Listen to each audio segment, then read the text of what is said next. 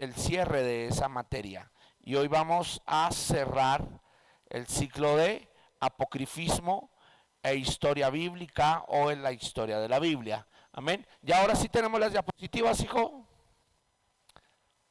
Esperemos un minutico. Las lluvias han hecho su tarea. Ha llovido fuerte, ¿no? Esta mañana llovió muy fuerte nuevamente. Y bueno, como les digo, la lluvia hace su tarea, entonces... Ok, a nuestros amados hermanos que están ahí, permítanos un momentico, ya vamos a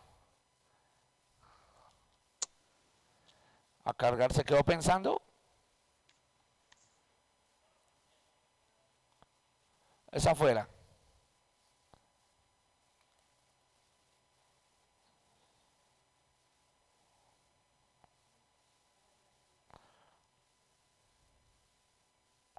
Ok, vamos a ir haciendo un resumen mientras nos cargan las diapositivas. ¿Ven? Ok. Recordemos que en la historia de la Biblia hablamos de varias funciones. ¿Lo recuerdan? Que la Biblia empezó en papiros. ¿Se acuerdan? Que empezó con un dialecto que fue el paleohebreo. Luego fue el hebreo. Luego podemos decir, se evolucionó a lo que nosotros llamamos el arameo. ¿Lo recuerdan? Después de la evolución del arameo, vinimos a tener el griego koiné y la unificación del griego koiné y del arameo. ¿Lo recuerdan? Luego vimos que estos papiros, o la primera Biblia que Dios escribió, ¿cuál fue? Los 10 mandamientos, la Torá. Amén. Supimos que los escritos primarios, ok, déjalo ahí, que los escritos primarios de la Biblia los escribió Moisés, y que dentro de los primeros 5 libros se discute que el que escribió obviamente los otros libros fue Josué. ¿Lo recuerdan? Y que Josué los escribe. Luego vemos que hay libros que están escritos en arameo, como el libro de Daniel y otros libros. Vimos también, preciosos de Dios, que los papiros fueron cambiando por unos hombres que se llamaron los escribas. ¿Lo recuerdan? Que ellos traducían un texto a otra página, a otro. Luego vimos la historia de la Septuaginta. ¿Lo recuerdan? Los 70 y el hombre que quiso que se tradujeran los escritos de los profetas, la Tanaj y la Torá, al idioma griego, y ahí vino la Septuaginta, los 70 o 72 que concordaron, amén, en el Antiguo Testamento.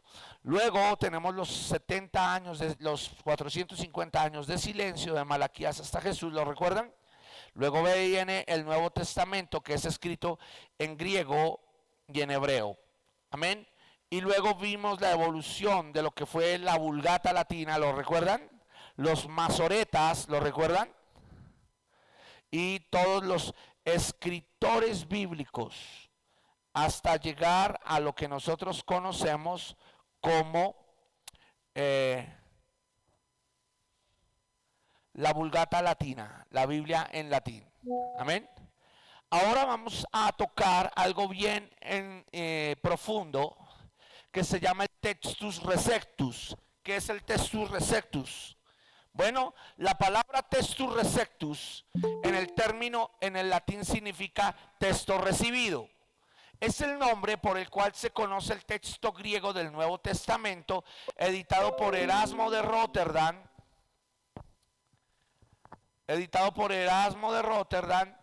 Desiderius Erasmus significa eso, Erasmo de Rotterdam. Por favor, pónganme sus celulares en modo avión, no queremos interrupciones.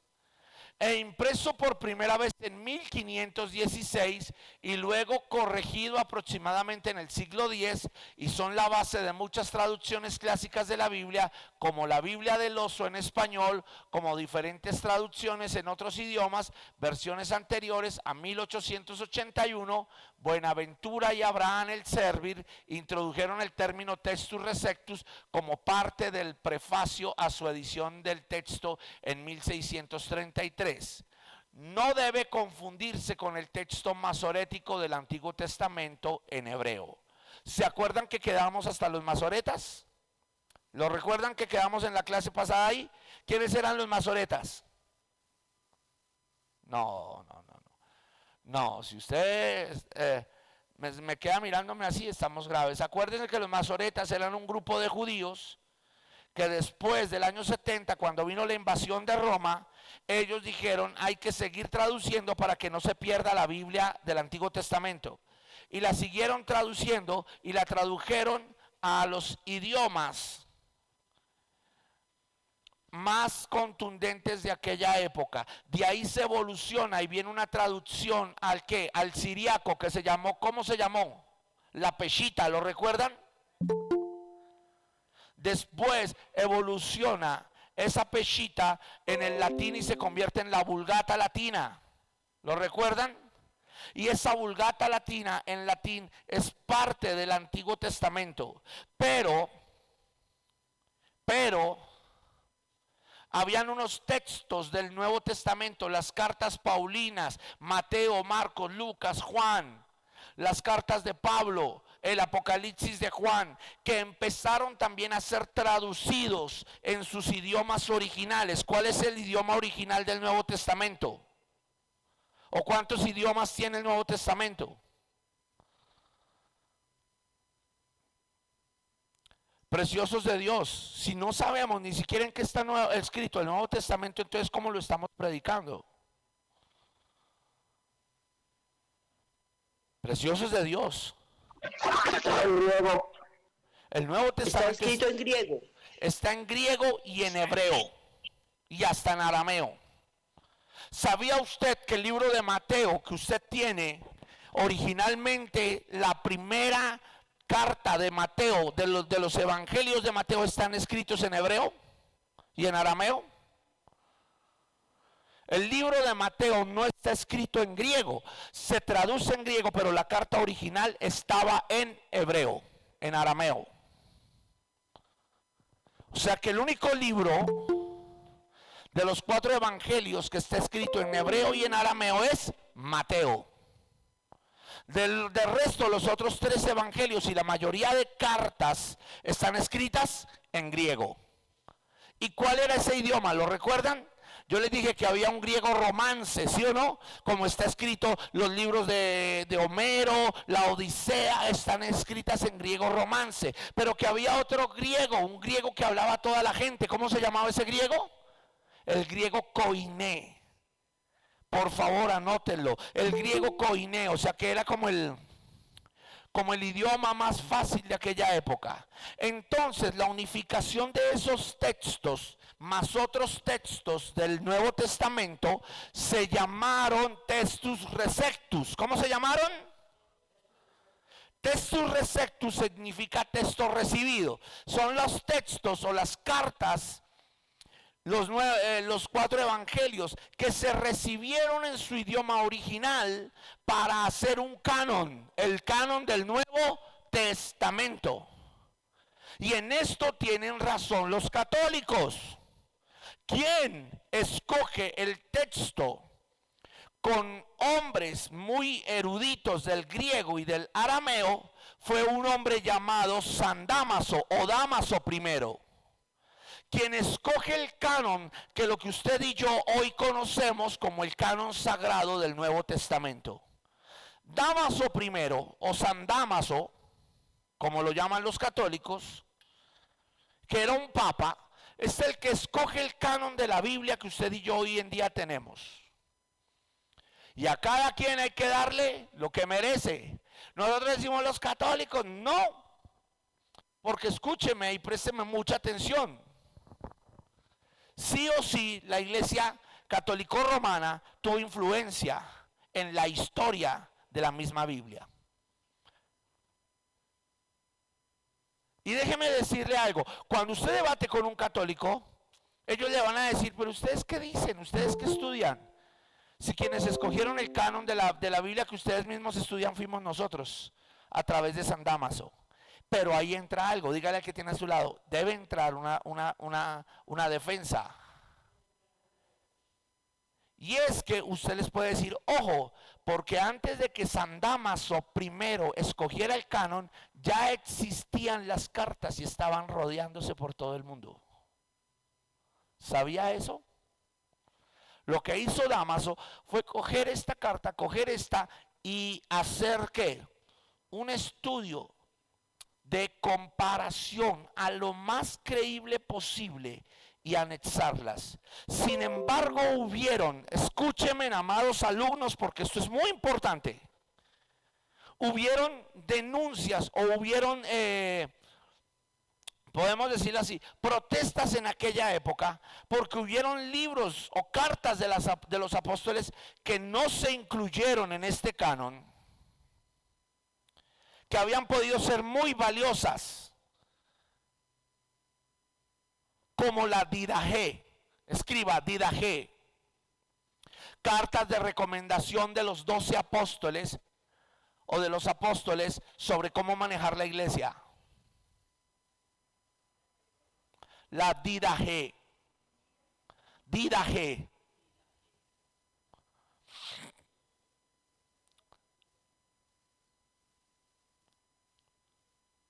Y sabes, esto es fuerte. En la iglesia católica ortodoxa de aquella época había un canon diferente a este. ¿Cómo, pastor? Sí. ¿Y por qué no lo tomaron? La iglesia católica no lo incluyó. Porque, vuelvo y le digo, se hizo un análisis con eruditos de aquella época y dijeron lo más cercano posible a la pureza de las traducciones vamos a meterlas. Pero la iglesia ortodoxa tenía libros todavía más fuertes que lo que usted tiene. Tenían el Apocalipsis de Pedro. Sabía que me iban a pelar los ojos así. ¿Cómo? Pedro escribe un Apocalipsis antes de ser decapitado. Y el Apocalipsis de Pedro es nada más y nada menos que una preconfirmación del Apocalipsis de Juan. Y concuerdan en que el anticristo vendría. Pero ¿por qué no se incluyó el Apocalipsis de Pedro? Claro, se puede encontrar. ¿Por qué no se incluyó el Apocalipsis de Pedro? Hijo, bájamele a la entrada de ellos acá, porfa. Que no suene el tin, tilirín, sino que abramos cuando... ¿Por qué no se incluyó el Apocalipsis de Pedro? ¿Usted lo sabe? Porque al hacer concordancias entre un texto y el otro, habían diferencias gramaticales.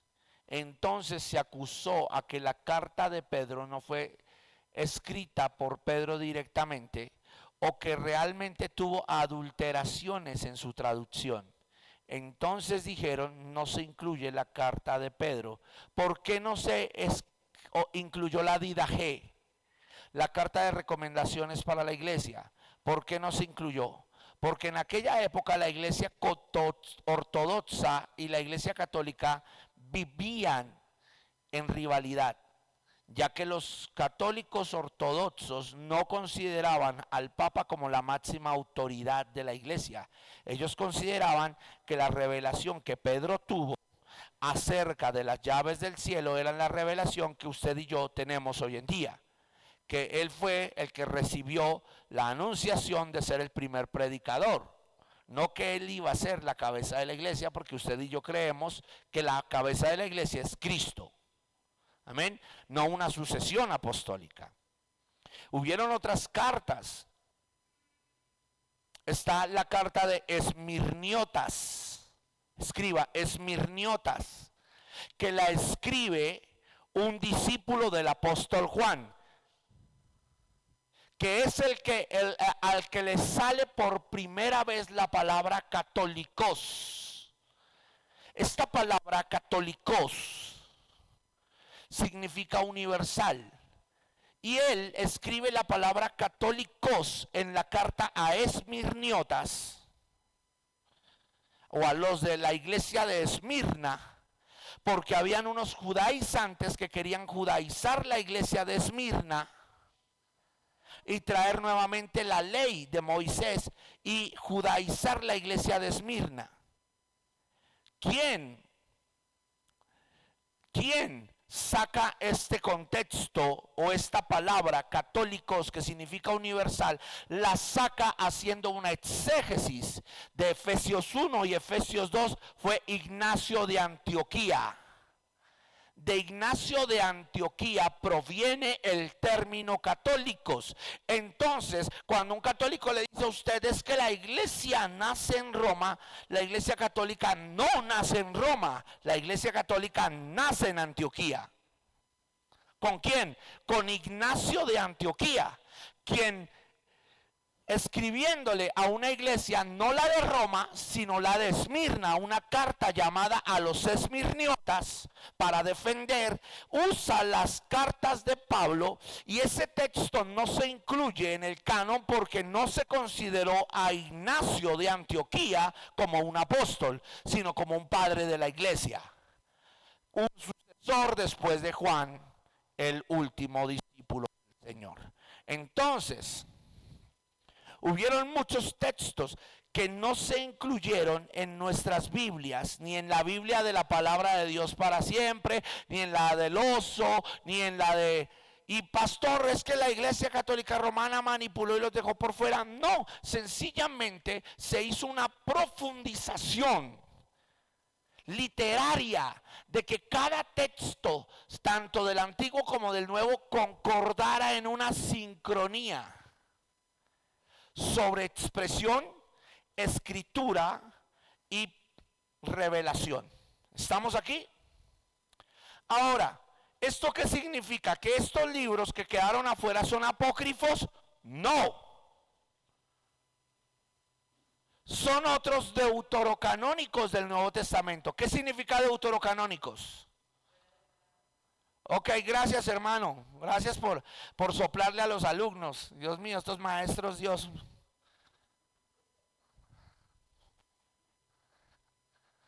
Aló. Los alumnos dijeron aleluya y escribieron fuera del canon otra vez. Deuterocanónicos es fuera del canon, no que sean herejes. Acuérdese que hay una diferencia entre apócrifo y deuterocanónico. Deuterocanónico, deutero, fuera del canónico, canon, del canon. Los dejaron fuera, pero no son libros falsos. Pero los apócrifos, o lo que se consideró apócrifo, apo, ilusión, crifo, escrito, un escrito iluso, son los que no se cuentan como libros genuinos. ¿Estamos hasta aquí? ¿Estamos bien? Así que hubieron cartas de los apóstoles que fueron deuterocanónicas dentro del Nuevo Testamento, pero que se deberían investigar.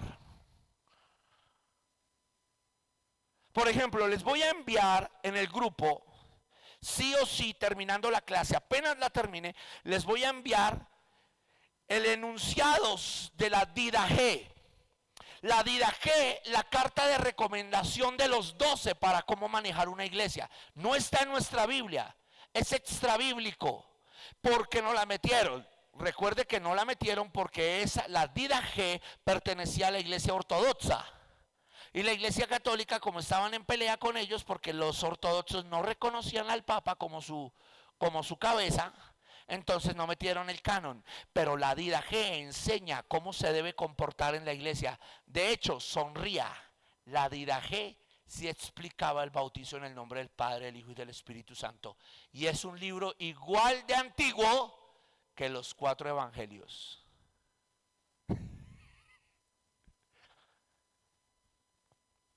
Cuando usted le menciona la Didache a un Jesús solo, usted lo deja pensando.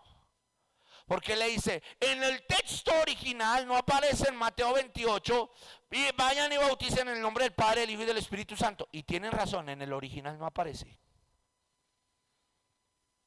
En el original dice, vayan y bauticen en el nombre.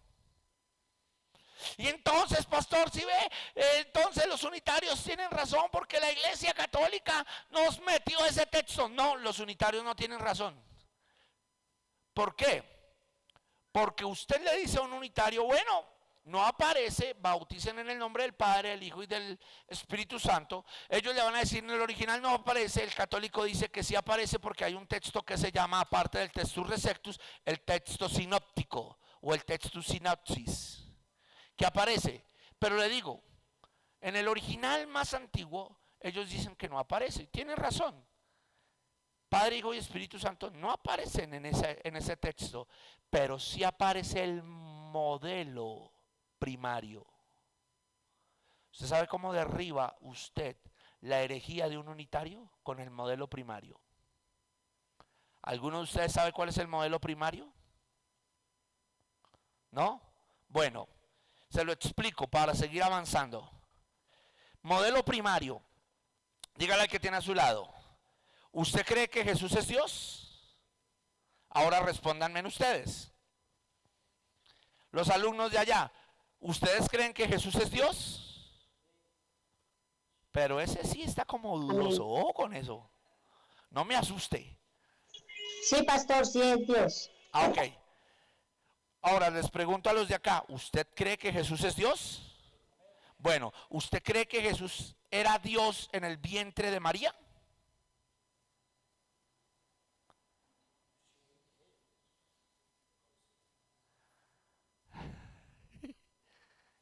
Si usted me dice que no, lo mando a reprobar y le enseño heresiología. Porque el Espíritu dice que Él engendró a Cristo 100% hombre, 100% Dios. Le voy a hacer ahora una pregunta. ¿Usted cree que Jesús era Dios antes de bautizarse?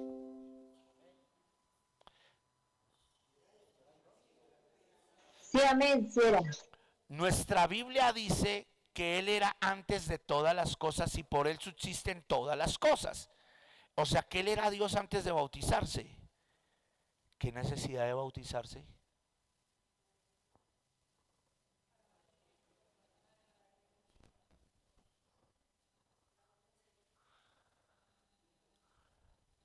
O sea, escúcheme, Dios se bautiza, ¿para qué se bautiza Dios? Si Él es Dios hecho hombre, no tenía necesidad de bautizarse. Por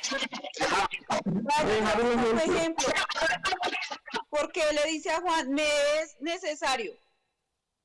Espérame, gracias. Oh, tú me acabas de dar la respuesta. ¿Por qué Dios va a decir que le es necesario si es Dios? Para Él no es nada necesario, Él es Dios.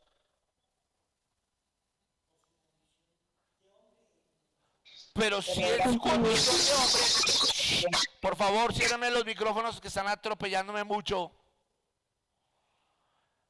Hágase esta pregunta.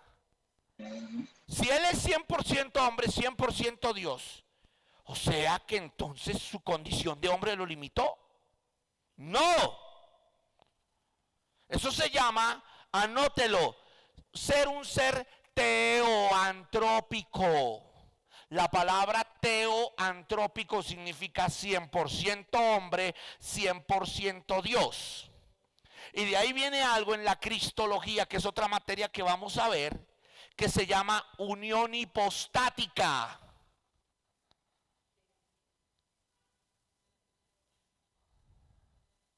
Teoantrópico, 100% hombre, 100% Dios. Y viene algo que se llama unión hipostática, donde el ser que lo es todo se reduce a hacerse nada solo por amor y limita su poder a un cuerpo humano, pero no deja de ser Dios. Por eso Él fue tentado en todas las cosas y no cayó en ninguna. Por eso Él, siendo hombre y viviendo como hombre, fue hombre, Dios en la tierra.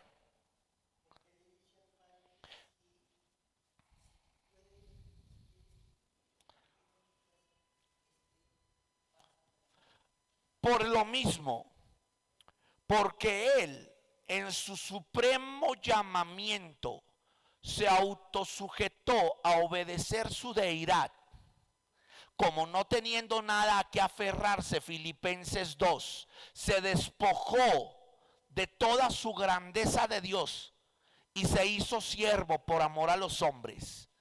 Por eso es Dios, porque el único que tiene la capacidad de ser tan grande que no se puede entender es Dios, pero también tiene la capacidad de hacerse tan chiquito que tampoco lo podamos entender. Eso en el griego se llama anonadamiento, que significa que siendo todo se hace nada. Y esa capacidad solo la tiene un Dios genuino. Pero pastor, ¿por qué no se explica esto? Porque ya voy a explicarles algo sobre el textus receptus, pero necesito que usted entienda esto. La base primaria de lo que les estoy diciendo los lleva a entender lo siguiente. Si Jesús es Dios desde antes de ser concebido, es Dios en el vientre de la concepción, es Dios después de ser concebido, es Dios antes de bautizarse, ¿qué necesidad de bautizarse? Me es necesario. ¿Para qué le era necesario? Lo acabo de decir Alejandra. Me era necesario, me es necesario. ¿Pero para qué? O sea, es que usted tiene que leer la Biblia con 5 sentidos. Si él dice me es necesario, significa que era una necesidad. ¿Pero una necesidad de qué? No, porque él era Dios. Él estaba en obediencia. Si hubiera bautizado o no, era obediencia. De hecho, en el Antiguo Testamento no hay modelos de bautizo. Viene a evidenciarse un modelo de bautizo genuino en Juan. Y Pablo menciona que Israel es bautizado debajo de la nube del mar Rojo. Y por eso los católicos dicen que los niños se pueden bautizar, porque como dice que todo Israel fue bautizado, pero ellos no entienden que no era un bautizo de tevilá, diga tevilá, de sumergir para purificar, sino fue un bautizo de representación de lo que haría Dios con el Espíritu Santo en su pueblo. Ellos no lo entienden, pero usted sí lo entiende. Pero bueno, vamos aquí para enseñarle la base primaria y cómo derribar la herejía de los unitarios o del modalismo. Diga, no está el Padre, Hijo y Espíritu Santo, pero está el modelo primario. Si Jesús es Dios antes de, es Dios mediante y es Dios después, ¿para qué bautizarse? Eso es una pregunta interesante. Usted mismo se la responde cuando da los cursos de bautizo. Para dar ejemplo. Porque lo primero que Dios quiere es ser modelo para el hombre, ¿sí o no? Entonces, ¿cuál es el modelo primario de toda iglesia cristiana? Cristo. ¿Sí o no? O sea, ¿a quién tenemos que imitar en todo? ¿A quién se tiene que imitar en todo? Pablo atribuye algo interesante en su carta. Sed imitadores de mí como yo soy imitador de ¿quién? De Cristo. O sea que por ende, Pablo estaba diciendo, imiten lo que yo imito de Cristo. En pocas palabras, él estaba llevando a que la gente siguiera a Cristo. O sea que ¿cuál es el modelo primario de la iglesia? Ok, si Cristo es el modelo primario, entonces él se bautiza, pero hay algo interesante. En el modelo primario, Jesús no usa ventriloquía, porque entonces Jesús hubiese sido ventrílocuo. ¿Por qué me dice eso? Porque es que hay algo interesante. Jesús está bautizando, diga, hijo. Diga, hijo. Cuando sale del agua, ¿quién desciende sobre él? Espíritu. Pero se oye una voz que dice, o sea que en el bautizo de Jesús se hicieron presentes los tres. Y si ese es el modelo primario, ¿yo por qué lo voy a cambiar?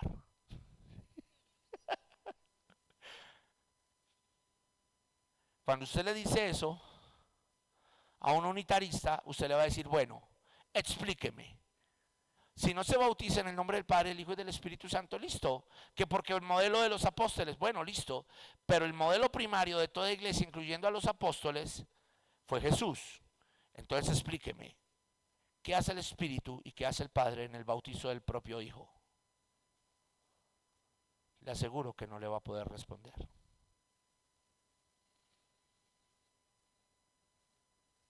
No, es que estaban confirmando que Jesús es Dios. Ah, bueno, entonces en el momento en que yo me bautizo en el nombre del Padre, del Hijo y del Espíritu Santo, ¿quiénes me confirman?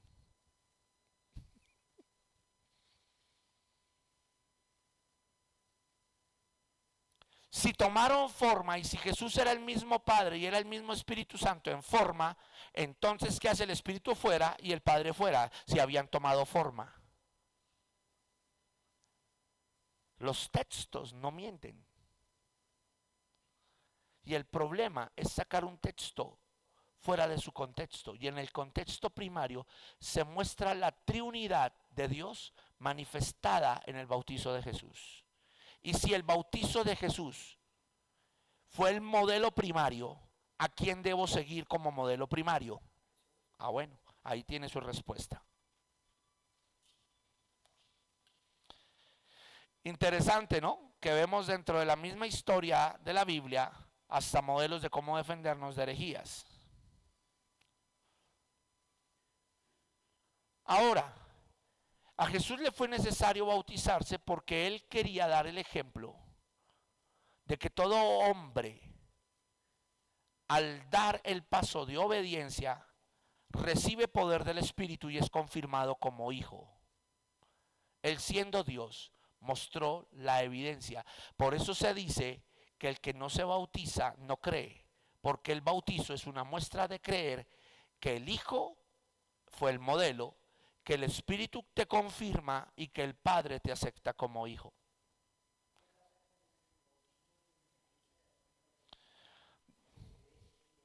Después lo explicaremos, porque si no me salgo del tema. Entonces, volviendo aquí, porque no nos salgamos de nuestro tema son la historia de la Biblia. Usé eso como evidencia de que hay unos textos antiguos muy profundos. Entonces, dígale al que tiene a su lado, el textus receptus o texto recibido es ese nombre que se le da a las cartas clasificadas del Nuevo Testamento. Ahora, este hombre Buenaventura introduce el término textus receptus en el prefacio de la edición del canon bíblico en 1633. Y recuerde que no debe confundirse con los textos de los masoretas. Recuerde que los masoretas tradujeron fue el Antiguo Testamento, ¿no? Y el textus receptus es el Nuevo Testamento. Ok, la coincidencia entre las diferentes ediciones es tan exacta, menos de 1% de variantes, que de ahí que muchos tomen el textus receptus como una misma edición, cuando la última edición, la de el doctor Scrivener de 1881 y 1894, es la última de casi 40 ediciones y revisiones, lo que convierte al textus receptus en el texto del Nuevo Testamento griego más revisado hasta hoy. Y así diga que tienen terribles errores, es el texto más acertado de traducción. Y déjame decirle, el textus receptus lo tenemos en la base de la Reina Valera del 60, de la Biblia del Oso, de la Vulgata Latina. El textus receptus o el texto recibido más antiguo es el que usted y yo manejamos en la Reina Valera, en la Biblia del Oso, en la versión de la Nueva Jerusalén o la Palabra de Dios para Todos, que también la usan los católicos. Esa traducción proviene del textus receptus. Por eso, la reina siempre será la reina. Aló. Entonces muchos dicen, no, la Reina Valera tiene adiciones. ¿Sí lo ha escuchado? Sí, hay unas adiciones, pero son adiciones para comprensión textual. No son adiciones para manipulación de textos. ¿Sí ve la diferencia? ¿Aló? Ok, vamos a suponerlo. Llegó Kate. Entonces hoy decimos, y Kate vino a la clase. ¿Cuántos saben que Kate vino a la clase? Pero si yo le añado algo y digo, y Kate vino a la clase pero traía un collarcito colgado Y ese día Kate vino con unas zapatillas grises y suela roja. ¿Añadí algo que altera la realidad? No, la evidencia más. Hace una pequeña o un pequeño detalle de que ella estuvo, pero que ella tenía unas características cuando vino. Hay muchos textos de la Reina Valera que lo que hacen es dar una impresión, tratar de dar una impresión más exacta en el contexto para entender claridades en el contexto, y no lo está adulterando, no se está saliendo del orden, sino está afirmando un hecho todavía más profundamente. Y eso es lo que muchos dicen que son alteraciones. No son alteraciones. Hay que saber muy bien de los textos originales. Amén. Fernando vino a clase. Listo. Sí, todo el mundo. Eso es lo que hacen las versiones nuevas. Fernando vino a clase y resume todo en que Fernando vino a clase. Pero el texto recepto dice: Fernando vino a clase, pero ese día que vino venía como cojeando, como que le pasó algo, traía gafitas, se paró y conectó el celular. Fue más detallado. Y son eventos que pasaron dentro del mismo lugar. Entonces diga, el texto recibido hace eso. El texto crítico lo resume todo.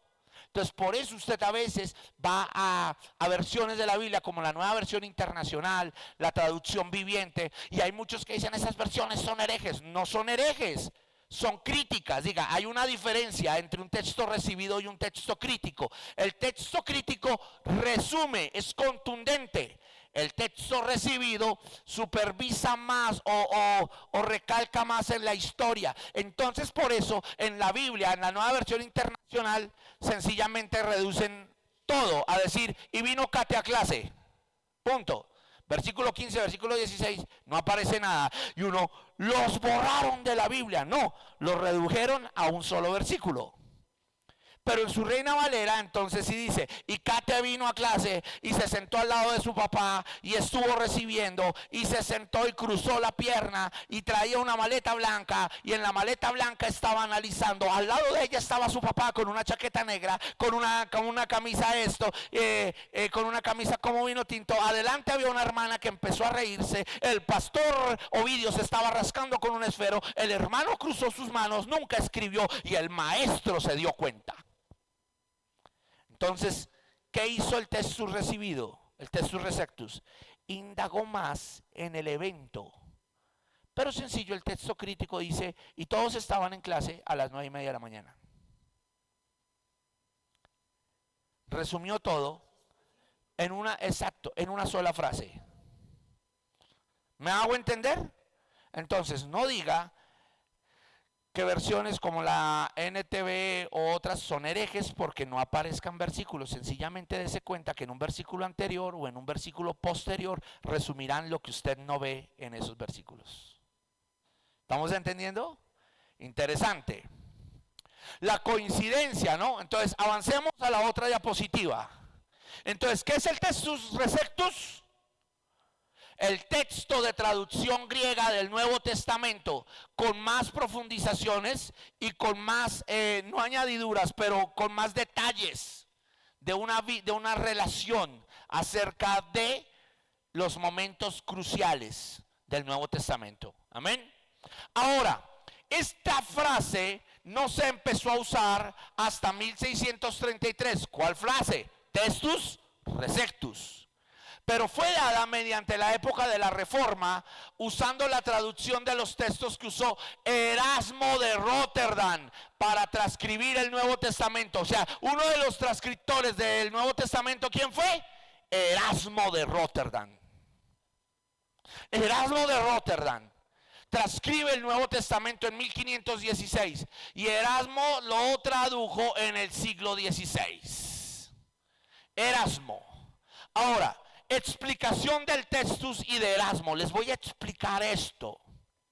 Se dice que inspiró a Lutero, pero le faltó valor para ser un reformador. Este hombre estudió los textos griegos y los clásicos del cristianismo y le hizo una profundización a la Vulgata Latina. ¿Se acuerda la Vulgata Latina que vimos hace 15 días? y le corrigió más de 600 errores griegos a la Vulgata Latina, hasta que tradujo todos los textos del Nuevo Testamento al griego original. O sea, él cogió esa Vulgata Latina, ¿se acuerda? De Jerónimo, que lo mostramos, el que sale como sin ropa un poquito, el viejito, y él cogió y dijo, bueno, aquí la Vulgata Latina vamos a mirar, porque es que, no sé, a mí que me huele que quieren influenciar estos textos. La Iglesia Católica como que los quiere influenciar, y empezó a decir, bueno, yo soy católico, pero aquí hay algo que no me huele bien. En el latín están cambiando como conceptos. Entonces vamos a ir a un diccionario griego y vamos a coger verso por verso del Nuevo Testamento, y voy a coger la Vulgata Latina del Antiguo Testamento que tradujeron al griego y le voy a hacer las correcciones. Hizo 600. Y volvió a traer la pureza a los textos del Antiguo y trató de ser lo más acertado posible para que el concepto primario de los apóstoles que escribieron en griego se diera a conocer. Por eso, nuestra Biblia, Reina Valera, Palabra de Dios para Todos, Nueva Jerusalén, todo está perfectamente sincronizado y no se puede salir de la sincronía. Si una Biblia se sale de la sincronía es porque ha sido manipulada. Yo discuto mucho con un maestro que quiero invitar en algún momento acá, que es el doctor Juan Frías. Yo discuto mucho con mi amigo porque él dice que todas las versiones son buenas. Yo digo, no todas las versiones son buenas. Quien le hace una revisión a las sagradas escrituras de los testigos de Jehová se da cuenta que hay manipulación directa de los textos primarios. Y hay que tener, ¿sabía usted? Yo tengo una Biblia del Salón del Reino de los Testigos de Jehová. ¿Y por qué la tiene? Porque es que es bueno hacer una comparación de textos y darte cuenta, como hizo Erasmo, aquí hay un error, aquí hay un error, aquí hay un... Oiga, ¿por qué tan raro? Ahora, lo mismo, a usted lo va a sacudir. Yo tengo la nueva versión internacional y le he hecho análisis a la nueva versión internacional y me sorprende que los textos que confrontan el homosexualismo son manipulados. Ya no hubieron amenes.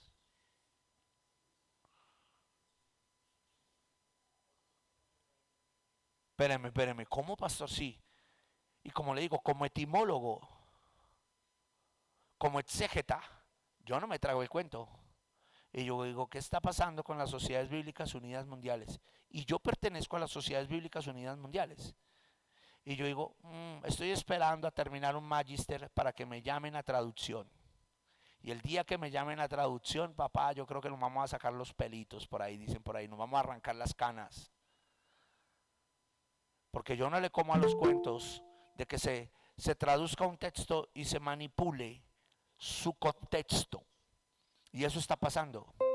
Ahora, usted se va a sacudir por esto. Pero alrededor del mundo solo hay una Biblia. Solo hay una traducción. La traducción de los textos antiguos. Y es lo que nosotros tenemos hasta el día de hoy. Amén. Pero preocupa algo. Pastor, aquí me dice que en 6 minutos salimos, entonces para que esté atento, por favor. Ok.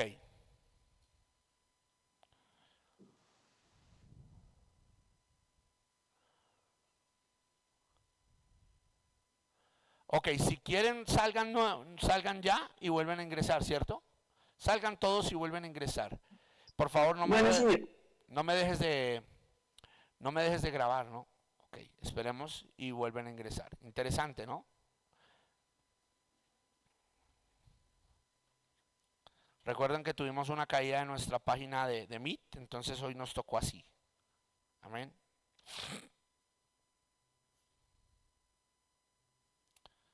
Ok. Entonces, dígale que tiene a su lado los textos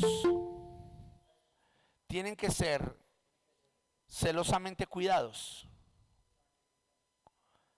Cuando quito una verdad confrontativa de las escrituras, ya estoy manipulándola. Y a mí me preocupa algo. O sea, hoy en día hay Biblia del futbolista, Biblia para la muchacha, Biblia para la mujer, Biblia para el hombre, Biblia para los niños, Biblia para todo el mundo. Pero lo chistoso es que es la misma Biblia. Sencillamente buscan versículos que Hay que levanten el esperar que ánimo. se cierre esta o cerrarla y esperar para que nuevamente se restablezca. Ya pueden volver a ingresar. Salgan y vuelven a ingresar. Se puede ingresar al mismo link, pero tenemos que salir todos y esperar que se venza el tiempo. Sí. O el administrador que la cierre para todos. Amados, que ya pueden. Esperemos que se cierre. Ok. Ya reiniciaron, que pueden salir y volver a ingresar. Todas son verdaderas. Ok. ¿Estamos aquí?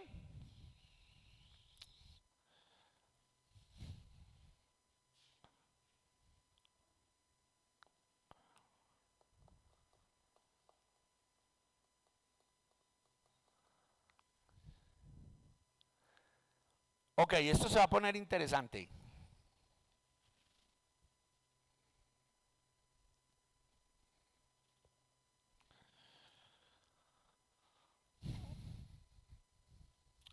¿Ya salieron todos? Ya se renovó el link. Ahora pueden ingresar nuevamente. Amén. Ok. ¿Puedo seguir dictando? Héctor, ¿puedo seguir dictando normal? Ok.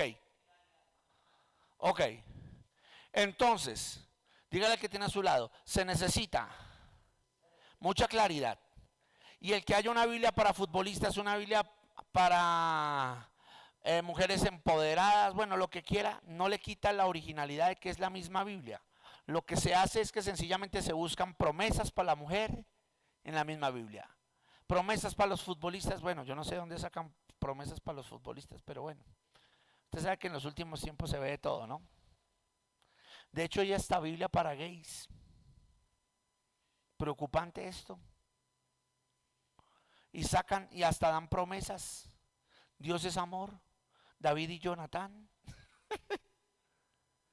Por ahí tengo un modelo que algún día en romanismo y apocrifismo mostraré esa Biblia y usted se va a reír de la manipulación en la que puede llegar el ser humano a tratar de desmentir a Dios. Y de hecho, ahorita están fabricando una. ¿Sabía usted? Yo estoy esperando que salga nomás para hacerle la crítica durísima. Una secta que se llama Dios Madre. Y ahora andan visitando por todas las casas diciendo, ¿conoces tú que Dios era mujer? Esto es interesante, esto es fuerte. Y así como una guerra en querer mostrar los textos originales, hasta el día de hoy sigue habiendo una guerra por mantener la purificación de los textos sagrados. Interesante, ¿no? Ok, podemos avanzar. ¿Me pasas la otra diapositiva?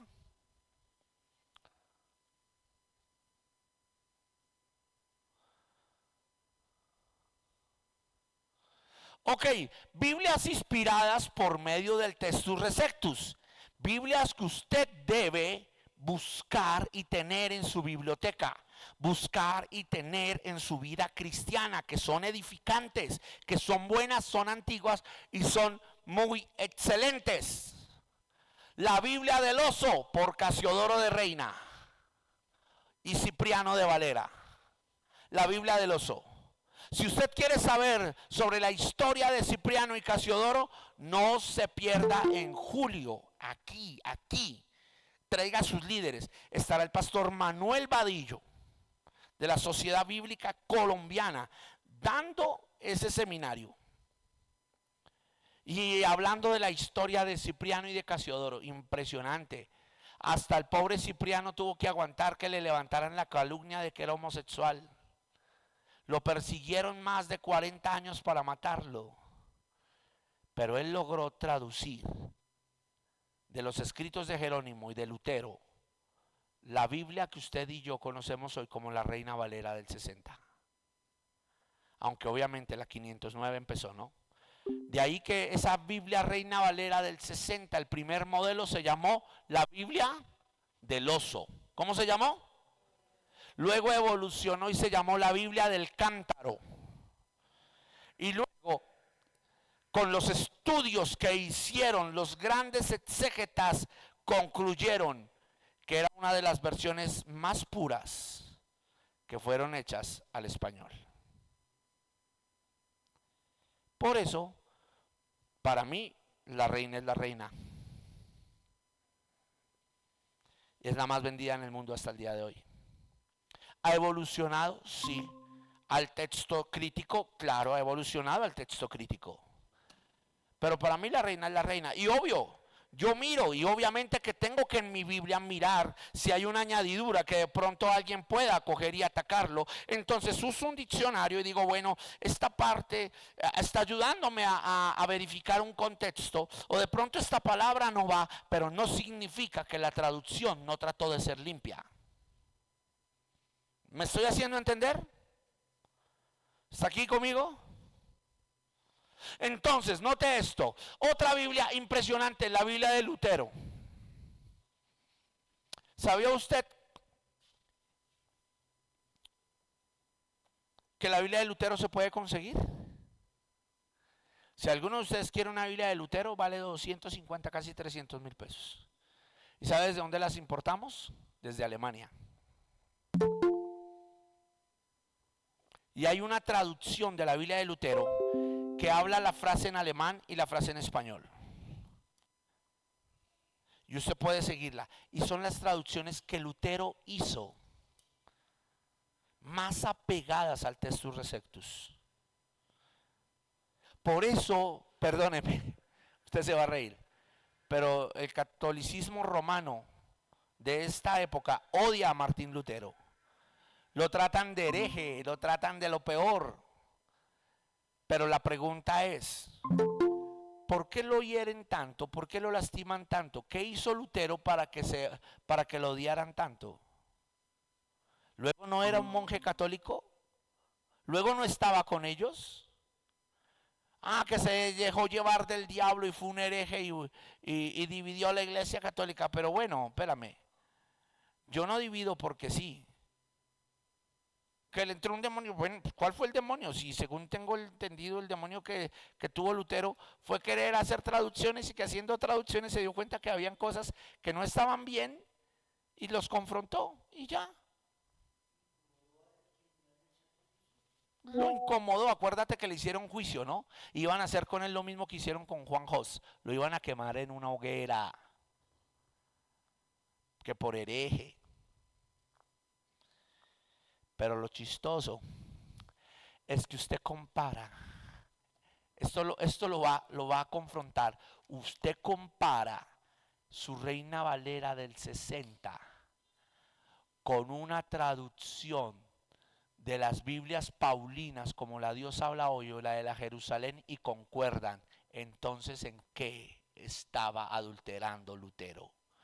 Si usted compara esta con la Biblia, la palabra de Dios para todos, que tú la has traído, la hemos comparado, y aunque la traducción es más, digámoslo así, más actualizada en la palabra de Dios para todos, el texto es el mismo. Lutero no adulteró la Biblia, Lutero la confirmó, sencillamente no estuvo de acuerdo con textos manipulables dentro de lo que era el sistema católico romano de aquel tiempo, que subyugaba a la gente a creer en cosas que no eran bíblicas. Esa fue la guerra. Ahora, traducción de William Tyndale. Por favor, escríbala y ojalá búsquela en una biblioteca, búsquela y descárguela por internet, téngala en su computador, téngala en su tablet. La traducción de William Tyndale. Esa traducción es hermosa, porque traduce esos textos del griego, wow, hermanos.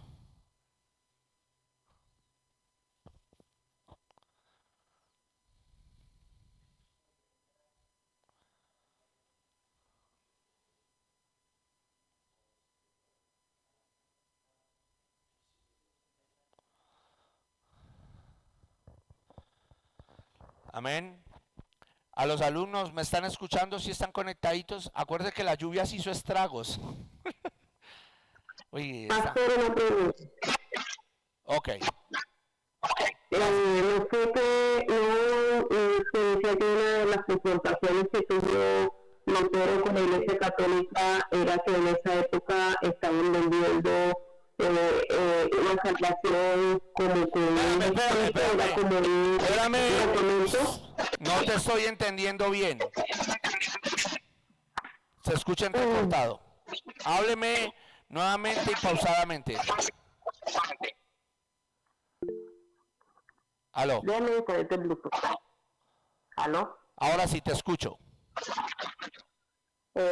No, una de las confrontaciones que tuvo la Iglesia Católica pues Lutero con la Iglesia Católica no era según sobre que estaban vendiendo un documento donde le vendían la salvación a los creyentes de esa época.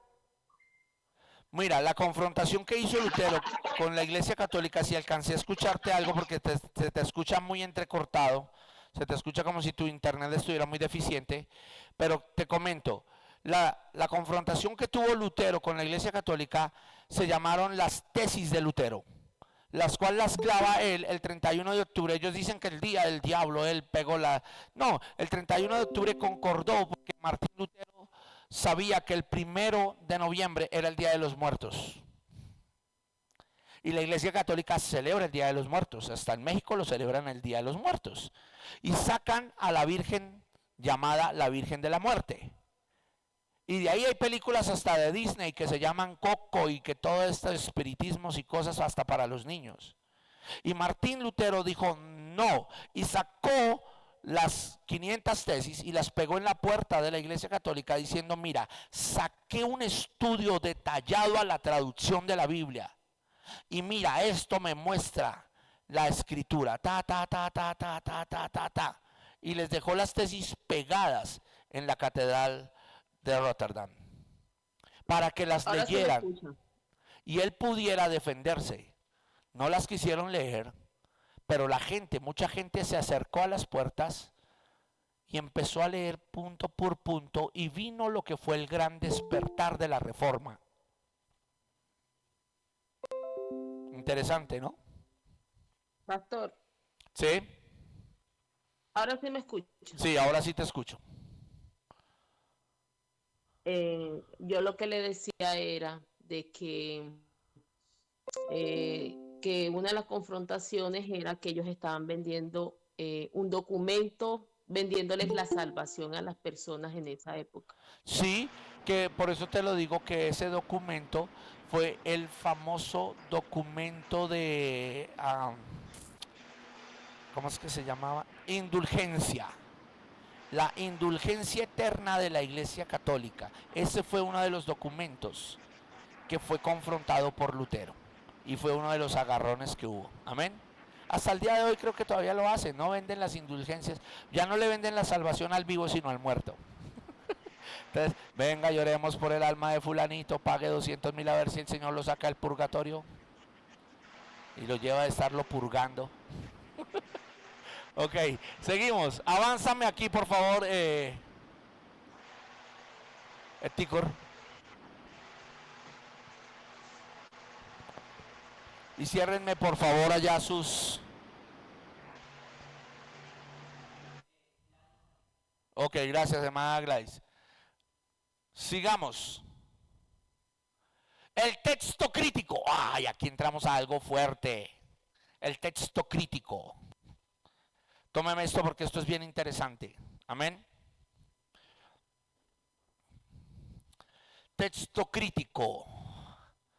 El textus receptus es una variación de los textos esparcidos por varias partes y de allí se basó Erasmo y se dice que es el más antiguo del siglo X, el texto receptus. Acuérdese, ya habían las cartas, habían sido esparcidas, se las cogió y las analizó al griego, pero luego nace un texto crítico.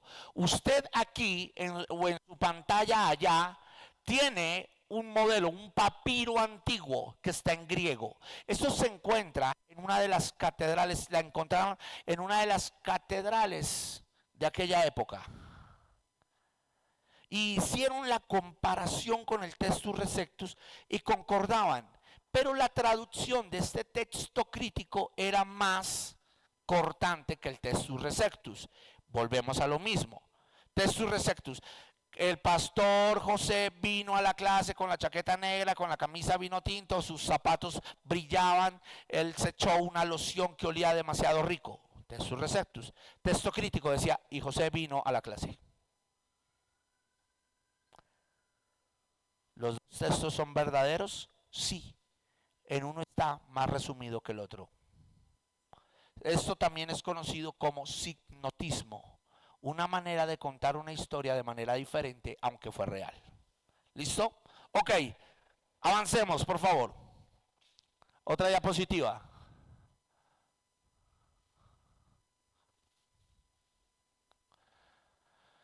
A mediados del siglo XIX aparecen dos manuscritos del Nuevo Testamento que se vuelven la base del cambio de observación y afirmación del texto, del textual del mismo o del textus del mismo. Es decir, ya la base de la consulta concreta no era el textus receptus, sino estos dos, ya que se dicen que eran más antiguos y estaban en griego también. Entonces diga, apareció un texto crítico diferente al textus receptus y era un poquito más antiguo. Entonces, ¿qué hacían los eruditos? Decían, para traducir una Biblia hagamos algo, unamos los dos y sencillamente hagamos comparación. Y de ahí nace la comparación de algo que se llamó el texto crítico. Entonces, de estas comparaciones surgen en la actualidad las traducciones del lenguaje actual que usted y yo tenemos. Entonces, eruditos dicen, pues comparando el textus receptus con estos textos que son más antiguos, pues hagamos una cosa, unamos los dos. Donde haya que hacer un enfoque más preciso, pues lo hacemos, y donde haya que resumir, pues lo resumimos. Es una conciliación de textos. Entonces, por eso usted encuentra a veces en su nueva versión internacional y dice, y estaba Jehú dispuesto a matar a Jezabel. Jehú llegó con su ejército, atravesaron a los hijos de Acab, los mataron a espada y a flecha, y llegando donde Jezabel salió maquillada, vestida sensualmente casi desnuda, y él gritó, alguien de ustedes quiere matar a esta maldita, y salieron unos eunucos que estaban cansados de su reinado y la empujaron, ella cayó, se estrelló contra el muro y sus tripas esparcieron las paredes. Este hombre se fue a almorzar, pasó con su caballo encima de ella y almorzando dijo, vayan y recojan el cuerpo de esta maldita, y cuando vinieron solamente estaban las palmas de los manos y las palmas de los pies. Textus receptus, así no lo cuenta nuestra Reina Valera, ¿sí o no? Ahora texto crítico. Dice, y fue Jehú, se encontró con los hijos de Acab y los mató. Yendo por el camino le salió Jezabel, vestida como una prostituta. Este dijo, ¿alguien la puede matar? Salieron unos eunucos, la empujaron, esta se reventó, él pasó su carro, se fue a almorzar y cuando volvió ya no quedaban restos de ella. Diga, la misma historia, pero reducida. Entonces, ¿qué hace el texto crítico? El texto crítico y el textus receptus se unen en las nuevas versiones y dicen, Jehú mató a los, mira, lo reduce así, Jehú mató a los hijos de Acab. Y cuando llegó, se encontró con Jezabel. Jezabel le sale para seducirlo. Él le dice a los eunucos, maten a esta maldita, ellos cansados la empujan y ella muere. Pasa su carro por encima, se va a almorzar, regresa y ya solo quedaban los restos. Diga, unieron los dos. Y en unas hacen la profundización y en otras el resumen. Y este texto crítico surge y ya era la base de consulta en los dos. Entonces, el primero se llama el Codex Sinaítico. De nuevo, anote eso, el Codex Sinaítico. El Codex Sinaítico fue encontrado en el convento de Santa Catalina en el monte Sinaí en 1844. Ese texto crítico. Y ese texto o Codex Sinaítico, que es un texto crítico, confirma evidencias del Nuevo Testamento y del Antiguo. Por eso cuando usted habla con un católico, ellos dicen, es que el Código Sinaítico es tremendo. Y es verdad, es tremendo. Pero lo bueno es que no viene de ellos, ¿no? Viene de los padres de la iglesia, viene de los masoretas y viene de traductores muy fuertes. Lo que hicieron ellos fue que lo encontraron, se encontró. El segundo fue hallado en la Biblioteca del Vaticano en 1481 y se llamó el Codex Vaticano. Y todos los textos concuerdan. Entonces, ¿por qué se acusa a que la Iglesia Católica ha encubierto textos tremendos? Por esto. Porque mire, había unos textos en el Sinaí y habían otros en el Vaticano, en el Codex Vaticano. Se encontraron ahí, los textos concuerdan. Son críticos, son textos de resumen, pero son de la misma antigüedad que Textus Receptus. Al encontrarse, los grandes eruditos dijimos, no, sencillamente vamos a hacer algo. Vamos a unificar Textus Receptus y texto crítico y haremos versiones más contundentes. ¿Aló? Voy a hacer un paréntesis para que me entiendan. ¿Cuántos de ustedes han leído en sus Biblias actuales, como Nueva Versión Internacional? ¿La tenemos ahí? En la Nueva Versión Internacional, por favor ponme Mateo 25. En la Nueva Versión Internacional y usted va a ver algo. ¿Listo? Ojo aquí, voy a profundizar y voy a hacer una aclaración de un texto crítico. Mateo 25, colócamela ahí por favor, Eticor. Sí, desde el 1.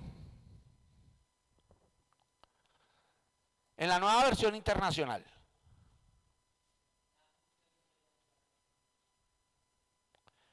Por favor, me van confirmando el horario porque no tengo mi celular, por lo que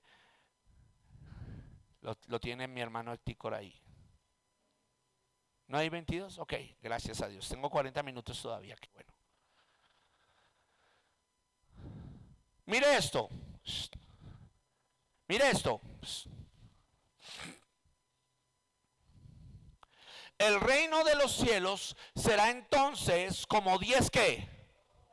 Jóvenes solteras que tomaron sus lámparas y salieron a recibir al novio.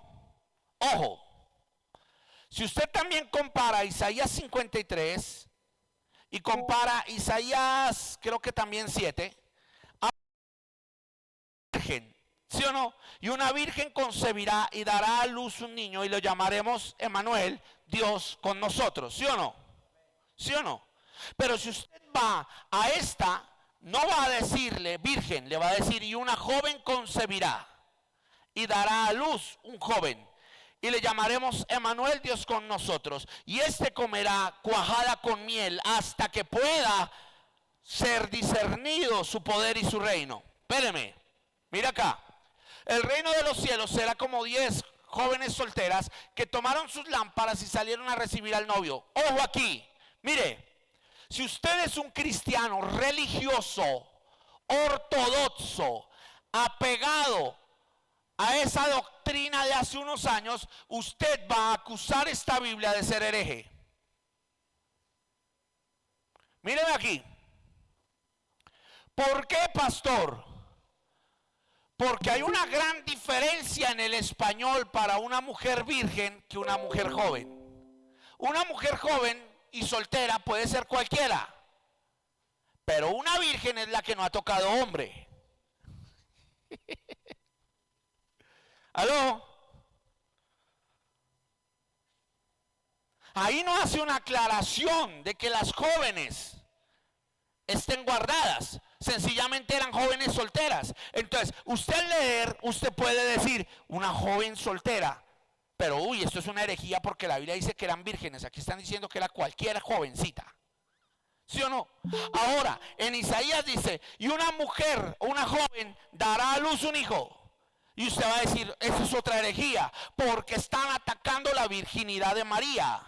Porque escrito está que es una virgen la que concebirá, porque mi Reina Valera dice que es una virgen. Aquí están cayendo en una herejía porque están reduciendo la virginidad a una joven común y corriente. ¿Sí o no? Es lo que usted y yo leemos aquí. Pero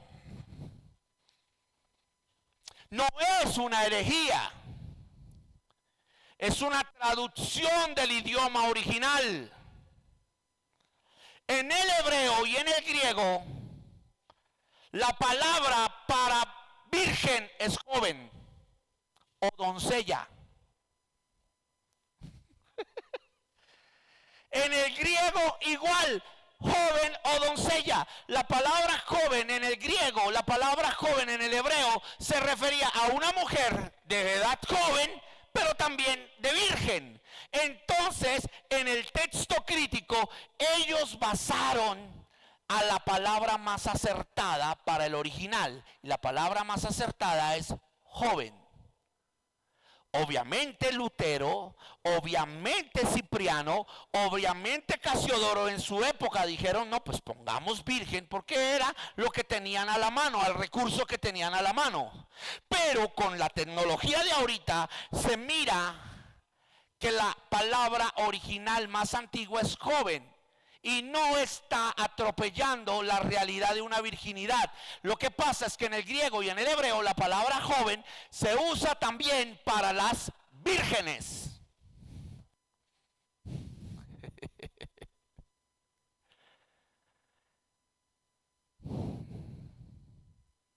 Y muchos en su religiosismo atacan estos textos como si fueran una herejía. Usted dirá, pero pastor, se está dando a entender que una joven es cualquier joven, pero en nuestro castellano, usted va a Jerusalén y usted dice, ay, mira una joven, entonces el rabino se va a quedar mirándole y le va a decir, ¿a qué tipo de joven te refieres?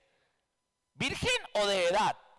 Porque acuérdate que una palabra en griego o en hebreo puede tener hasta 2 significados distintos. Y hay unas que tienen hasta 7 significados distintos. Hasta 7. Una misma palabra.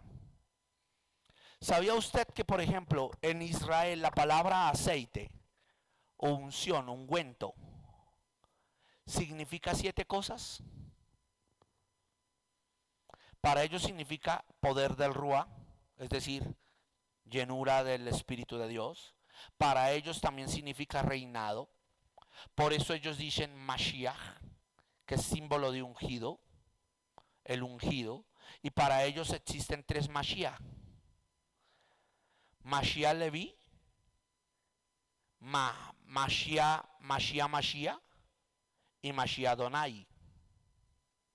¿Se acuerdan? Por ahí hubo unos videos hace poco, no sé si el apóstol José los vio, ustedes los vieron, donde decían, ay, llegó el anticristo en Israel, y salían los rabinos recibiendo a alguien y lo nombraron Mashiach, y entonces le pusieron el gorro y una corona y lo coronaron y estaban danzando, y entonces empezó Gary Lee y empezaron otros predicadores a decir, alerta, atención, naciones de todo el mundo, el anticristo ha llegado. Este tal Yoshia Hete es el nuevo anticristo, este es el anticristo. Y se para un rabino pero re bravo y les dice, esta es la peor ignorancia que tienen los evangélicos, que ni siquiera saben cuántos Mashiach hay en la cultura hebrea. Nosotros lo ungimos como Mashiach Leví, Mashiach Rabí. Significa el máximo ungido de los maestros de Israel. Pero nosotros estamos esperando a Mashiach Adonai, el que nos enseñará a cómo enseñar la palabra, a cómo gobernar la tierra y será Dios hecho hombre. Ese no ha llegado, no sean tan atrevidos. ¿Ah?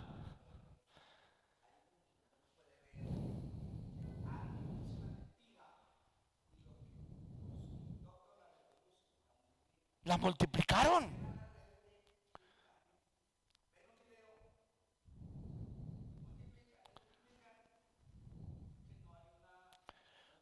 No hay una investigación. Y obvio, pues cómo no iba a haber una fiesta si el rabino de ellos había muerto hace 10, 15 años y surgió alguien del linaje que enseña la Torah igual, pues Israel estaba feliz porque volvió a haber un maestro, pero no estaban ungiéndolo como el Mashiach, primero porque no hay ni siquiera tercer templo.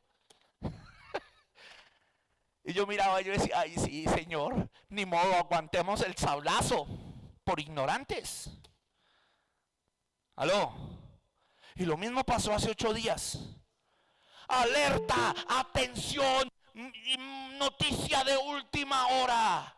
Israel ataca a Palestina. Tercera guerra mundial. El anticristo está por surgir. Escúcheme.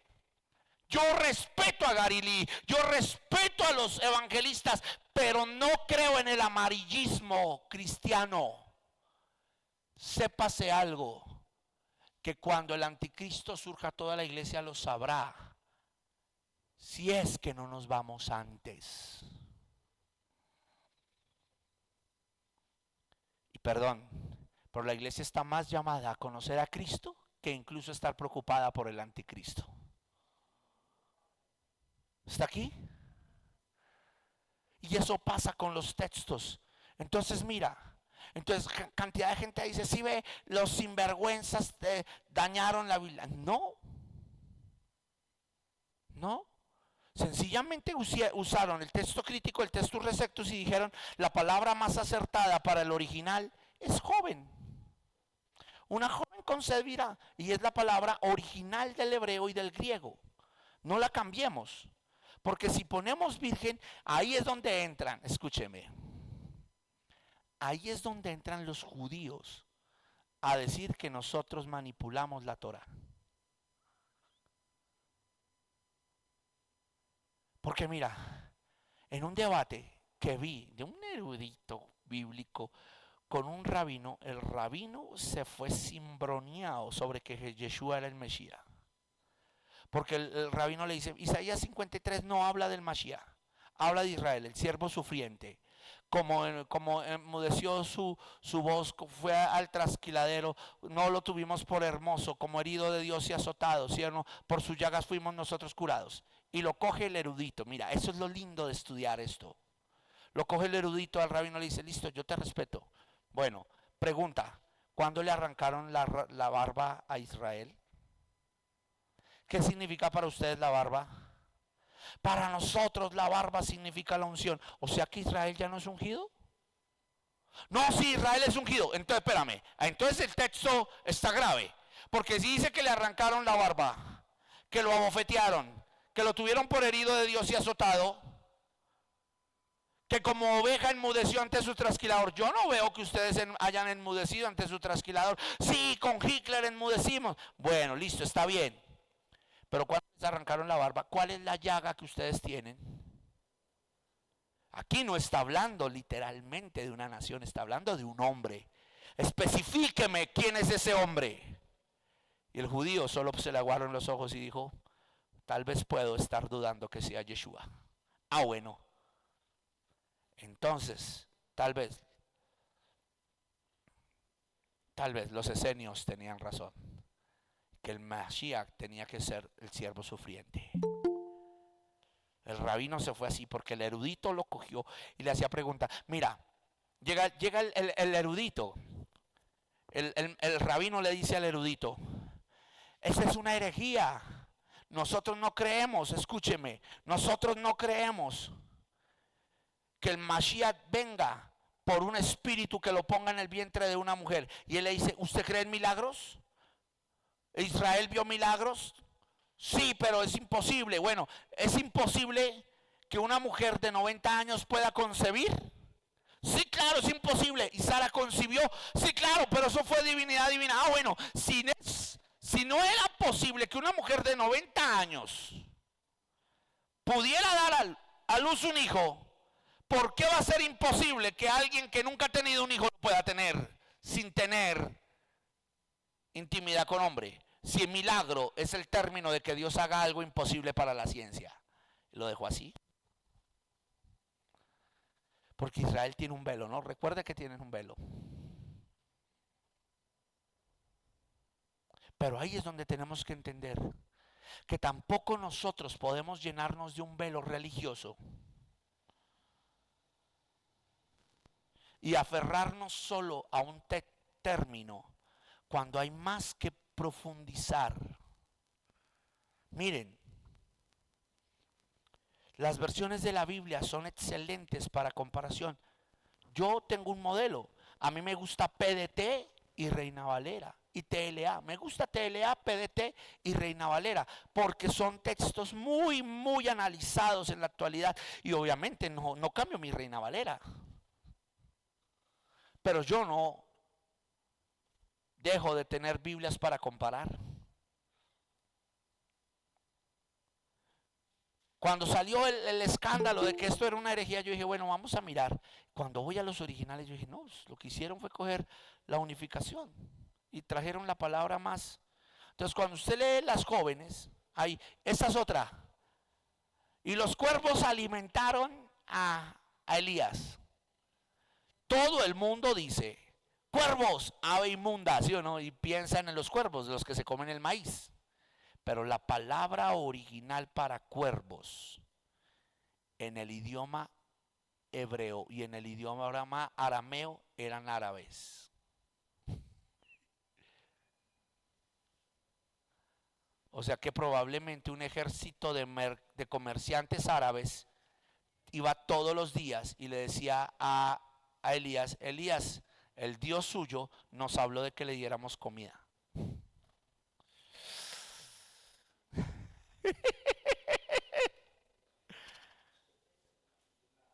¿Ah? ¿Cómo, apóstol?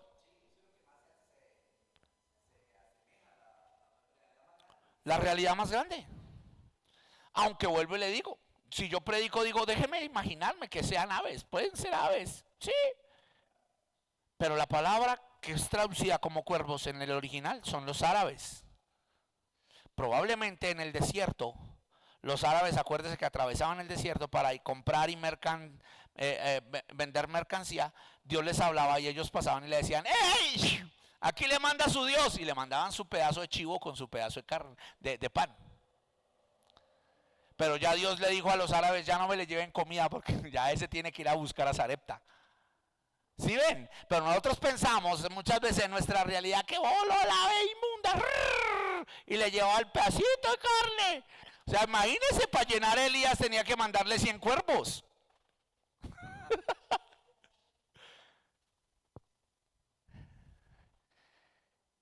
Y el problema es que nosotros a veces nos aferramos de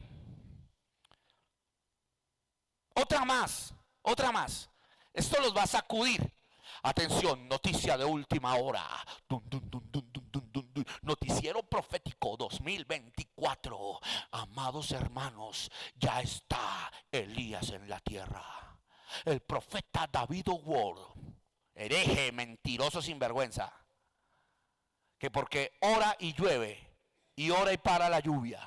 Entonces ya está el profeta Elías en la tierra. Atención, noticia de última hora. Dun, dun, dun, dun, dun, dun, dun, dun, dun, dun, dun, dun.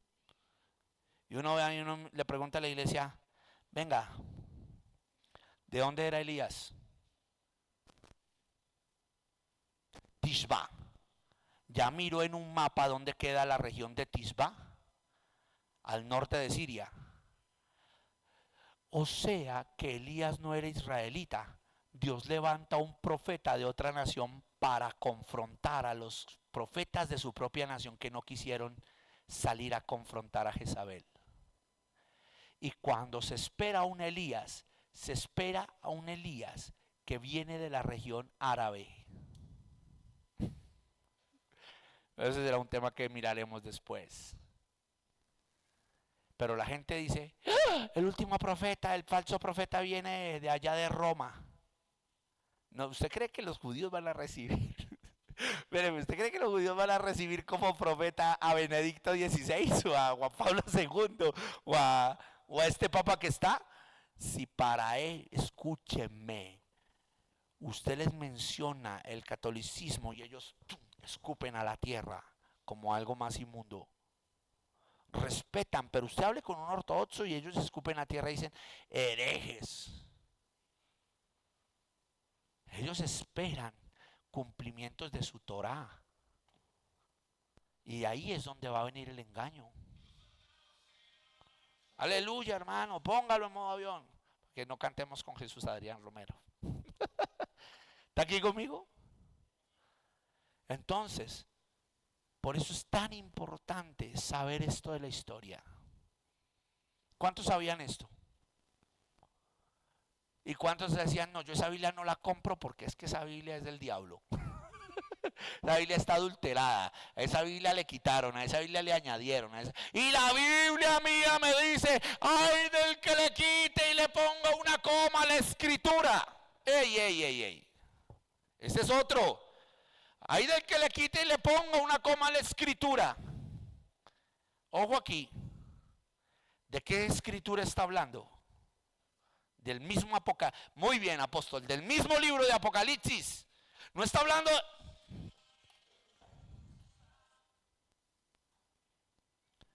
Gracias, hermano. No está hablando, preciosos de Dios, de toda la Biblia. Está hablando del libro de Apocalipsis. Pero nosotros generalizamos y dice, ay, del que le quita y le ponga un texto. Ey, ey, ey. Ojo. Lee el contexto. Se le añadirán estas plagas, se le quitará del libro de la vida.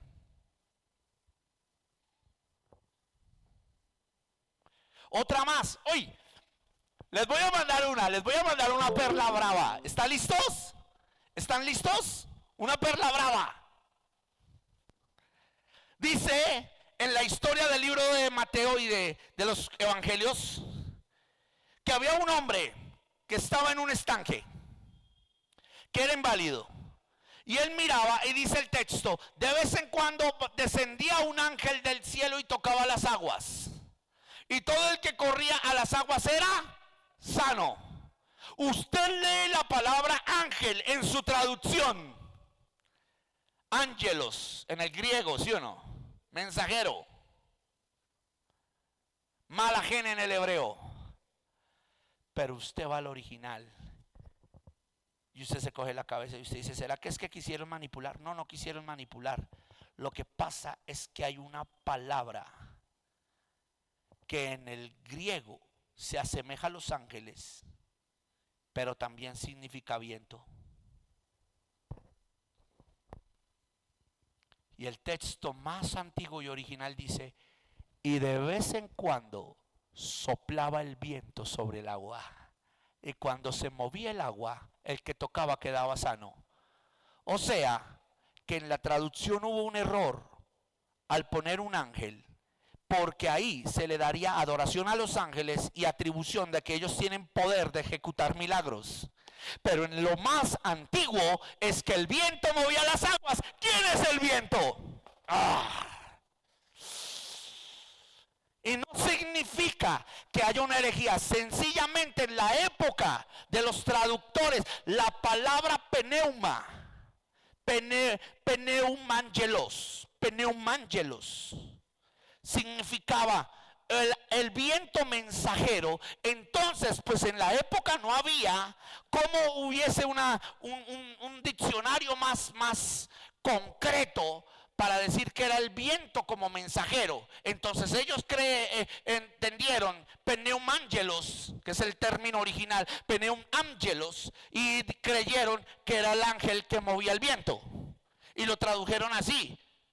Entonces, por eso muchos dicen, ay, una herejía, ay, hay angelología, adulteraron. No, sencillamente era que el viento se movía como un mensajero. Y no fue que fuera un hereje Cipriano Casiodoro. Ellos usaron las herramientas que tenían. Por eso tenemos una traducción lo más acertada posible. Pero hoy usted ya sabe que no era un ángel, era el viento que movía las aguas y el que corría era sano.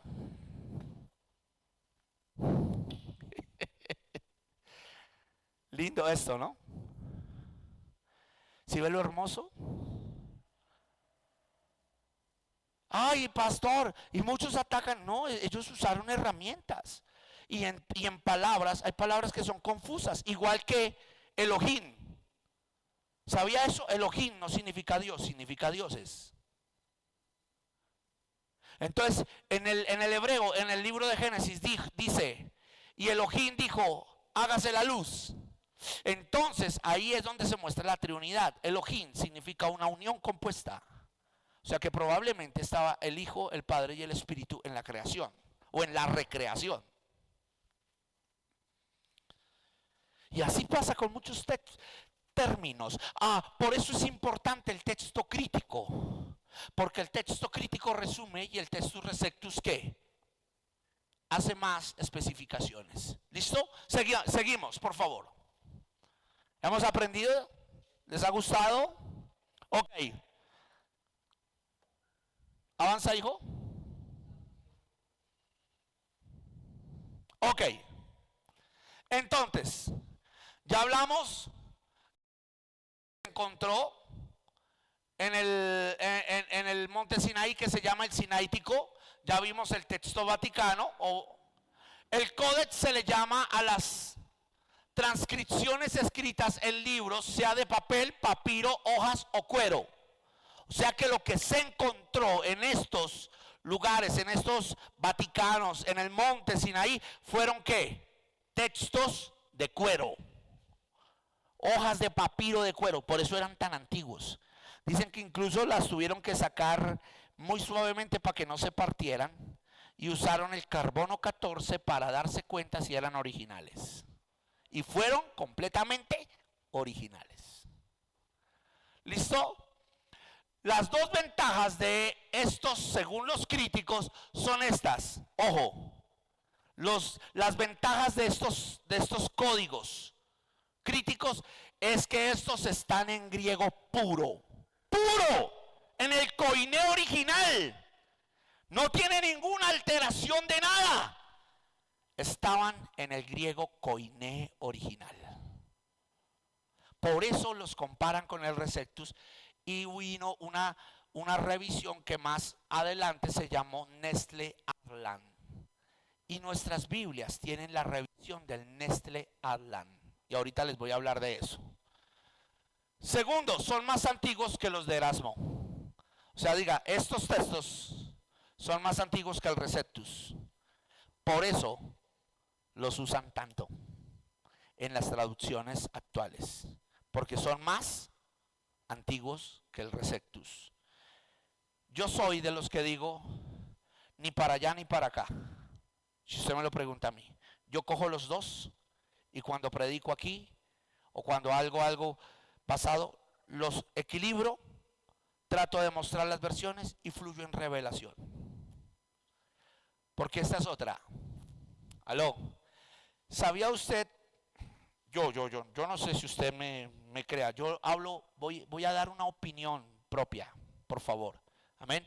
No me malinterprete, una opinión propia. Nos dicen que todo el canon está cerrado. Y yo creo que todo el canon está cerrado, excepto un libro. Pastor, entonces ya se salió. No. Yo creo que todo el canon está cerrado. Y que nosotros debemos movernos en todo el modelo de lo que está aquí. Pero yo creo que hubo un libro que no se cerró. Y lo seguimos escribiendo usted y yo. Hechos del Espíritu Santo. Yo creo que el Espíritu Santo sigue haciendo señales y maravillas por medio de los apóstoles, de los profetas, de los pastores. Y es el único libro que no dice amén. Es el único libro que no tiene un cierre definitivo. Pablo llega a Roma y ahí queda el libro de los Hechos. Pero yo creo que Dios sigue escribiendo hechos. Y muchos me atacan y dicen, pastor, si usted cree eso, entonces sigamos escribiendo. Carta según el apóstol José, carta según el apóstol David. No, yo no estoy manipulando textos. Estoy diciendo que el Espíritu sigue haciendo hechos a través de nosotros. Es muy diferente. Porque Él es el mismo de ayer, hoy y siempre. Y yo creo que si Él es el mismo de ayer, hoy y de siempre, no ha dejado de fluir. Y yo no creo en el cesacionalismo. Yo creo en el continuismo de la obra del Espíritu Santo. Creo que sí, que hay falsos apóstoles como hay verdaderos, que hay falsos pastores como hay verdaderos, que hay falsos evangelistas como hay verdaderos evangelistas, que hay falsos profetas como hay verdaderos profetas y falsos maestros como hay verdaderos maestros. Yo lo creo, pero yo creo que el Espíritu sigue siendo el mismo y que Él se lleva la gloria. Sigue haciendo la obra de Cristo. Exacto. Y que Él sigue exaltando a Cristo. Él sigue haciendo la obra. Él sigue siendo Dios. El problema no está en Él, el problema está en nosotros. Amén. Entonces, ¿nos quedó claro esto? ¿Clarísimo? Ok, pásame la otra, hijo, por favor. El choque, el choque. Esto es fuerte. El choque entre el textus receptus y entre el texto crítico. Hay unos choques. Y por eso pelean eruditos. Entonces uno dice, no, yo me aferro a mi Biblia Reina Valera. Y otro dice, no, es mejor la traducción viviente. Otro dice, no, es mejor la versión internacional. Otro dice, no, yo me quedo con la del oso. Y se ha visto que hay predicadores. Y escúcheme. Puntos. El textus receptus no estaba en griego. Se le acusó a nuestra Reina Valera, que es el textus receptus, de tener textos aumentados, lo que les estoy diciendo, aumentados. Su traducción fue de un escriba con ínfulas católicas. Por eso dicen, no, que sí, y el Erasmo, acuérdense, con ínfulas católicas. Este tiene contenido tomado de varios papiros en el mundo. Entonces de eso lo acusaron a nuestra Reina Valera, a la palabra de Dios, a la Dios habla hoy, todos la acusan de esto. Pero el texto crítico también tienen choques. Estos están en griego. Mira, esto es fuerte. El texto crítico, lo que le digo, quitan textos duros contra el pecado. ¿Sí ve los choques tan fuertes que hay? Este proviene de Alejandría, donde era la base del gnosticismo, paganismo y ecumenismo. Entonces muchos dicen, pueden ser igual de antiguos a los de los apóstoles, pero ¿quién quita que por allá un gnóstico haya escuchado de ellos y haya cambiado los textos? Y aunque los escribió en griego puro, ¿qué? Entonces diga, si ven, hay choques. Solo hay dos testigos de su veracidad, ellos mismos, pero el receptus se mantuvo por todo el mundo. Entonces el texto crítico apareció de un momento a otro. Hicieron las evidencias, sí, los científicos dicen sí, es antiguo y todo, y lo toman. Pero el textus receptus ya venía más antes girando por todo el mundo. Entonces, los dos tienen choques. ¿Cómo sabemos cuál es la verdad? Sencillo, con un equilibrio. Ni para allá ni para acá. Uso el texto crítico cuando sea necesario y uso el textus receptus cuando yo lo vea necesario. Pero el Espíritu me lleva a toda verdad. Por eso les digo, este libro es solo letra si no se revela a la vida del hombre. Necesitamos traer revelación a la vida del hombre y eso lo hace el Espíritu de Dios. Toda palabra es útil para edificar, para redarguir, para instruir al hombre en toda justicia. Pero yo tengo que tener claridad de que es el Espíritu quien me revela esta palabra. Y esa palabra es inerrante, Es indiscutible. ¿Cuándo? Cuando yo tengo la revelación de Dios en esta palabra. Por eso yo no puedo juzgar, como nos decía Katy una vez, al hermano que pasa en falda y adora. Yo no puedo juzgar al hermano que tiene un celo por traer sana doctrina a la revelación que Dios le ha dado. Yo no puedo ser tan atrevido de ir y tumbar un fundamento que de aquí le fue revelado a un apóstol, a un pastor en su concepto del matrimonio, o en su concepto de los diezmos, o en su concepto de esa revelación que está dentro del mismo libro. Él la usa y él le dará cuentas a Dios por cómo la usa. Pero escúcheme, lo peor es tratar de tumbar un fundamento de revelación que otro ha puesto, porque nadie puede edificar sobre lo edificado. Nadie puede quitar o poner asignación sobre lo asignado. Esto es peligroso. Por eso un instituto bíblico como este no toca denominacionalismo, toca Biblia. Usted toma lo bueno y desecha lo malo. Usted coge lo que edifica y lo que no edifica lo deja a un lado. Si algo no está bien, usted llama y dice: profe, me pareció que aquí, y se mira que se tiene la razón. Pero un verdadero maestro no coloca su concepto propio. El verdadero maestro muestra los caminos que dan. Jesús enseñaba un camino que otros ya habían pervertido, pero él lo corrigió. Pero él nunca dejó de amarlos. Él amaba a los fariseos, él amaba a los saduceos. Y lo que él confrontó fue que cogieron versículos y textos de las palabras que Dios les reveló a Moisés y lo volvieron un tradicionalismo que trajo unas cargas que ni siquiera ellos podían llevar. Si yo enseño algo, si yo formo en algo, yo tengo que ser ejemplo a ese algo. Si no, estoy poniendo una carga que contradice mi moral. ¿Aló? Miremos el caso. Yo les contaba a unos hermanos. Unos hermanos una vez me dijeron: pastor,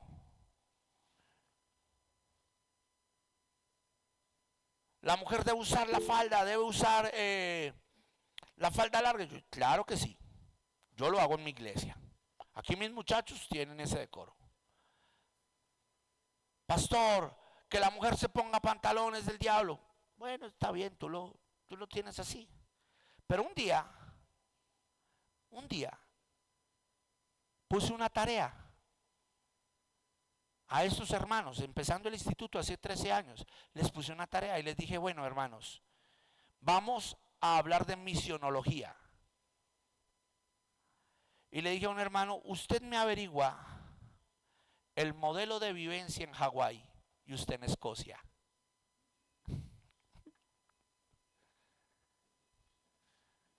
¿Cómo predicaría a los escoceses y a los hawaianos?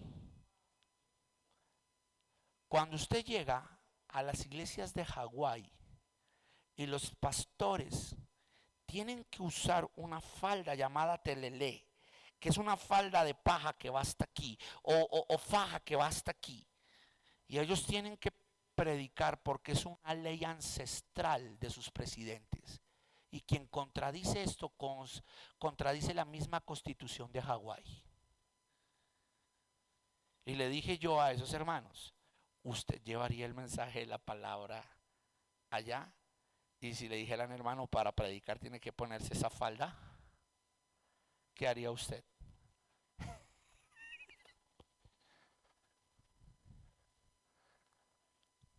Si se lo pregunto a ustedes, ¿qué harían ustedes? O en Escocia, donde hay lugares en Escocia donde todavía manejan el ortodoxismo, y para el hombre la mayor virtud es su falda escocesa. Y es verdad. ¿Qué harías tú? ¿Cómo predicarías tú esta palabra de vida?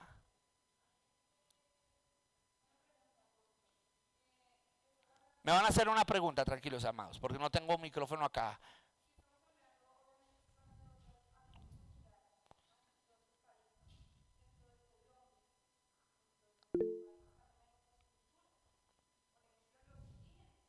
Yo iba a predicar al Amazonas.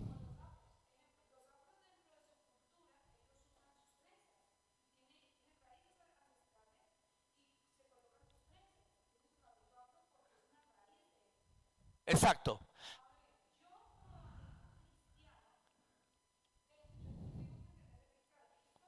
Pastor David, perdón, mi teléfono me muestra que en menos de 10 minutos la llamada nos saca. Ok. ¿Qué horas tenemos? Las 10, ya. En 10 minutos terminamos. Manténganse ahí.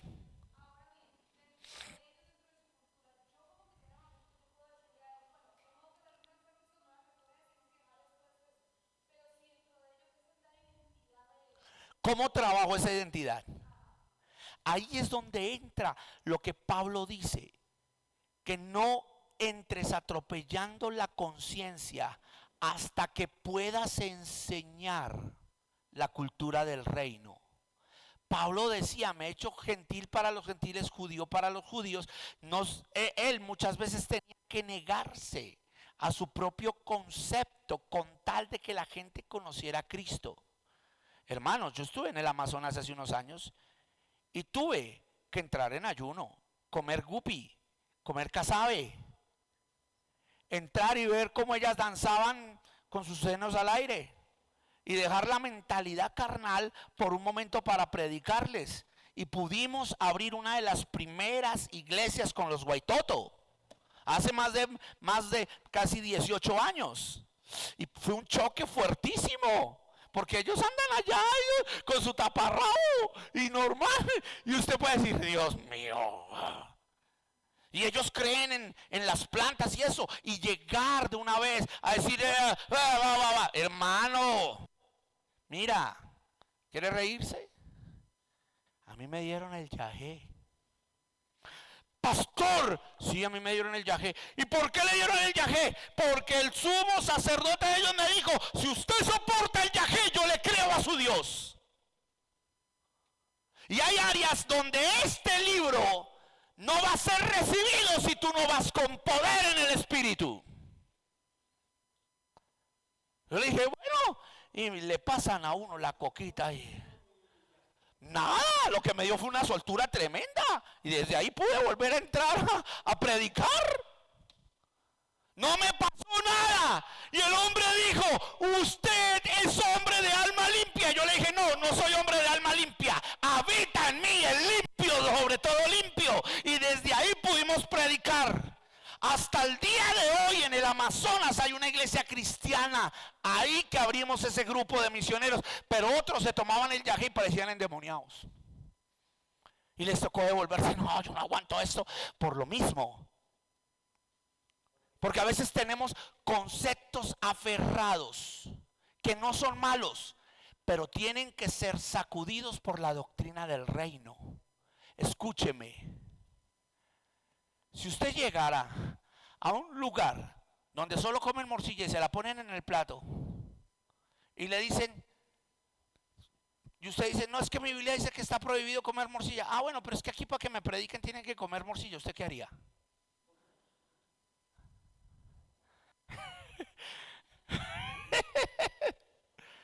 Por eso es tan importante conocer esto. ¿Y por qué? Porque el choque entre los textos te lleva a entender algo. ¿Es palabra revelada de Dios? Sí. ¿Fue palabra transcrita por siglos de Dios para el hombre? Sí.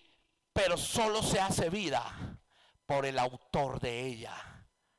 Por eso, este libro trae vida eterna. No por lo escrito en él, sino por quien lo inspiró. ¿Está aquí? Entonces, ¿por qué tengo varias versiones de la Biblia? Porque comparo y trato de sacar el mejor mensaje revelado por el Espíritu con las comparaciones bíblicas. Avancemos, hijo, porque ya se va a terminar allá. 4 minutos, excelente, por favor. ¿Entendimos? Entonces, ¿qué hace usted con las Biblias? Las compara, saca la mejor predicación y deja que el Espíritu fluya por medio de la palabra y Él traerá vida eterna. sin salirse del orden, del concepto, de lo que piensa Dios y de las reglas de la hermenéutica. Ahora, versículos de comparación, mira.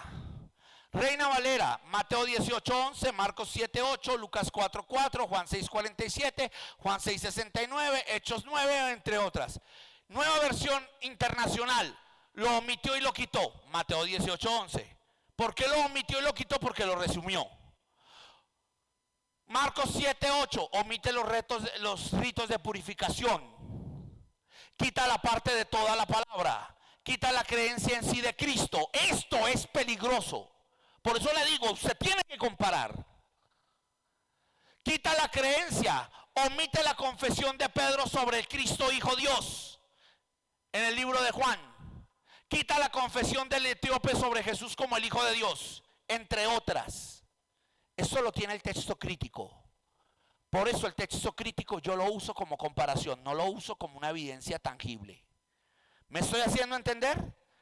¿Cuál es el texto crítico? Nueva versión internacional, traducción viviente, partes de la TLA. Palabra de Dios para todos, me gusta porque no los omite, los resume. No los omite, por eso me gusta. Pero los otros sencillamente comparo. Y perdónenme, me podrán decir que mi Reina Valera tiene exageraciones, que tiene textos añadidos, pero no omite verdades posicionales. Y todo texto que quita una verdad posicional hay que analizarlo muy profundamente. Amén. ¿Me estoy haciendo entender? Usted va a mi casa y yo no tengo tantas versiones de la Biblia. Usted entra a mis computadoras, entra a todo y yo creo que tengo por lo menos unas 7,000. ¿Y por qué las tiene ahí en la computadora? ¿Por qué no las tiene ahí? Porque las he regalado. A muchos les he regalado. Y otras no las tengo porque hay amantes de la literatura que no devuelven los libros. Entonces yo digo, siempre guardo copias. Pastor, ¿y si algún día? No, yo tengo memorias y las voy guardando y digo, bueno, listo, es mi manera. Pero cuando necesito una comparación, aquí lo han visto los hermanos. Vamos a comparar y abro y tin, y sigo teniendo Biblias y compro Biblias. Y comparo, porque con el pasado. Pastor, ya se va a cerrar. Hasta luego. Ok, espérenme. ¿Cuánto tenemos? Acabó. Ok, entonces, muéstrame lo último, por favor. Por eso te decía, Héctor, avísame, porque no me avisas. Ok. ¿Se cerró? Listo. Escribe. Sí, vuélvelo a abrir, porque nos quedan 2 minutos.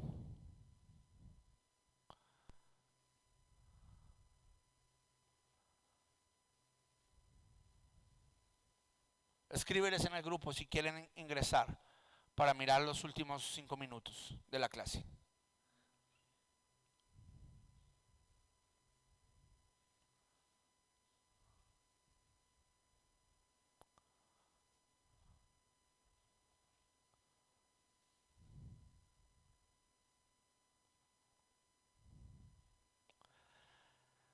Nestle Aslan, este fue el hombre que cogió todos los manuscritos.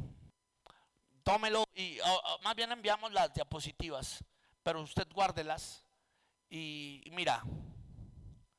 Nestle Aslan trabajó inicialmente y fue el hombre que cogió texto crítico y textus receptus y les hizo una crítica a los dos.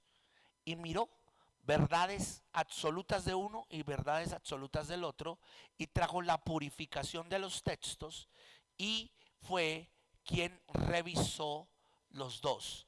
Y de ahí vienen las famosas Biblias, que son versiones impresionantes, de las cuales está la Thompson, está la Biblia de la Apologética, la Biblia de las Américas, la Biblia, la King James, y él hizo una revisión de los dos textos, tanto el crítico como el textus receptus.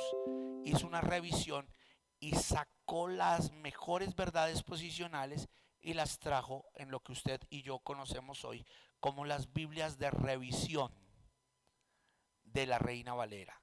Es lo mejor, Biblias de revisión de la Reina Valera o Biblias de revisión. Cuando usted compre una Biblia, haga algo. Esto es con lo que voy a terminar la clase. Usted va al prólogo, los editores, pero vaya primeramente aquí. Busque antes de empezar la lectura bíblica y revise aquí algo interesante. Permítame.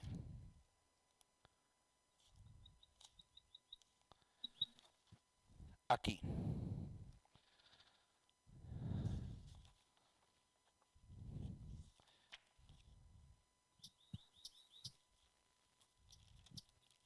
Aquí. Por favor, le quiero enseñar algo interesante. Amén. Con esto concluyo. De Nestle Aland, ya sabe, fue el revisor. Ahí les voy a dejar la biografía porque si no me extiendo mucho. Pero siempre que compre una Biblia, vaya aquí, al prólogo, y mire, que tenga la revisión del Nestle Aland, que tenga la profundización entre el texto crítico y el textus receptus, y que sea una revisión. Y usted podrá comprarla todavía más seguro que cualquier cosa. Amén. Esta Biblia de la Apologética nos dice aquí: tiene citas bíblicas marcadas de la nueva versión internacional por la Sociedad Bíblica Internacional. Usa permiso de las citas bíblicas marcadas de la LBLA, que significa la unificación de los dos textos. Usa de la revisión de la Biblia de las Américas. Permiso de las citas marcadas de la Biblia textual de la Reina Valera del 1999. Y usa la revisión del Nestle Aland y de la Peshitta, y las toma todas como una revisión para la apologética. Muy buena. Cuando usted compre la PDT, por ejemplo, la PDT, la verde que tenemos ahí, tiene una revisión del Nestle Aland. Hermoso. La Reina Valera del 60 que usted usa tiene una revisión del Textus Receptus y del Nestle Aland. Busque Biblias que tengan revisión. Con eso usted se va un poco más a la segura. Amén. ¿Aprendimos? Dame la última diapositiva aquí. Yo no sé si ya terminamos y vamos a culminar. Espero les haya gustado esta clase. Bueno, Curaland, otro traductor, otro. Ciérrenme los micrófonos. Gracias. Curaland, que fue otro hermano alemán. Esto lo tenemos que subir ahorita, por favor, Ticor. ¿Listo? ¿Quién hizo las revisiones del griego para las Sociedades Bíblicas Unidas? Las últimas revisiones. Lo que yo les digo, procuren Biblias revisadas. ¿Quiere que le diga Biblias que les recomiendo? La apologética. Una que ahorita llegó. Yo leo la de mi pastora, ya por ahí me dijeron que ya como que había llegado la de la apologética de ella, con el descuento, porque si no nos hubiera tocado dártela más cara. Pero una Biblia que les recomiendo ahorita, hermano, está en promoción como en 150,000 pesos en la Sociedad Bíblica, es la Biblia con ayudas exegéticas. Hermano, una revisión genial. Con ayudas exegéticas. Usted coge y es como si usted estuviera con la Thompson, pero aquí le va explicando la palabra por palabra. Y es mucho mejor con una revisión. ¿Listo? Pásame por favor la otra diapositiva.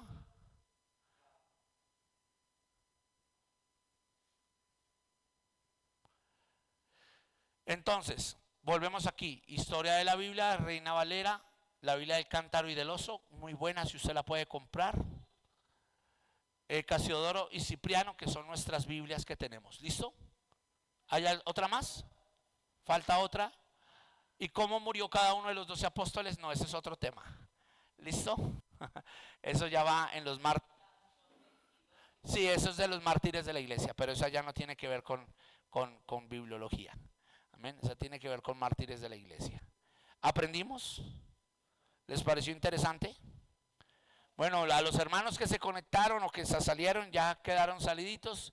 Dios los bendiga. Espero les haya gustado esta clase y hayamos aprendido de cómo tenemos que escoger nuestras Biblias y hayamos aprendido más de la historia de la Biblia. Amén. Dios les bendiga, mis amados. El grupo queda abierto para sus opiniones. Vamos a orar. Padre, te damos gracias en el nombre de Jesús. Señor, gracias por enseñarnos, por formarnos. Llévanos ahora en paz y seguridad a nuestros hogares, Señor. Y en el nombre de Jesús te pedimos, Dios, que tú nos hables cada día más. Gracias, Dios, por este tiempo. Te damos, Señor, toda gloria, toda honra y toda alabanza. En el nombre de Jesús, amén y amén. Preciosos.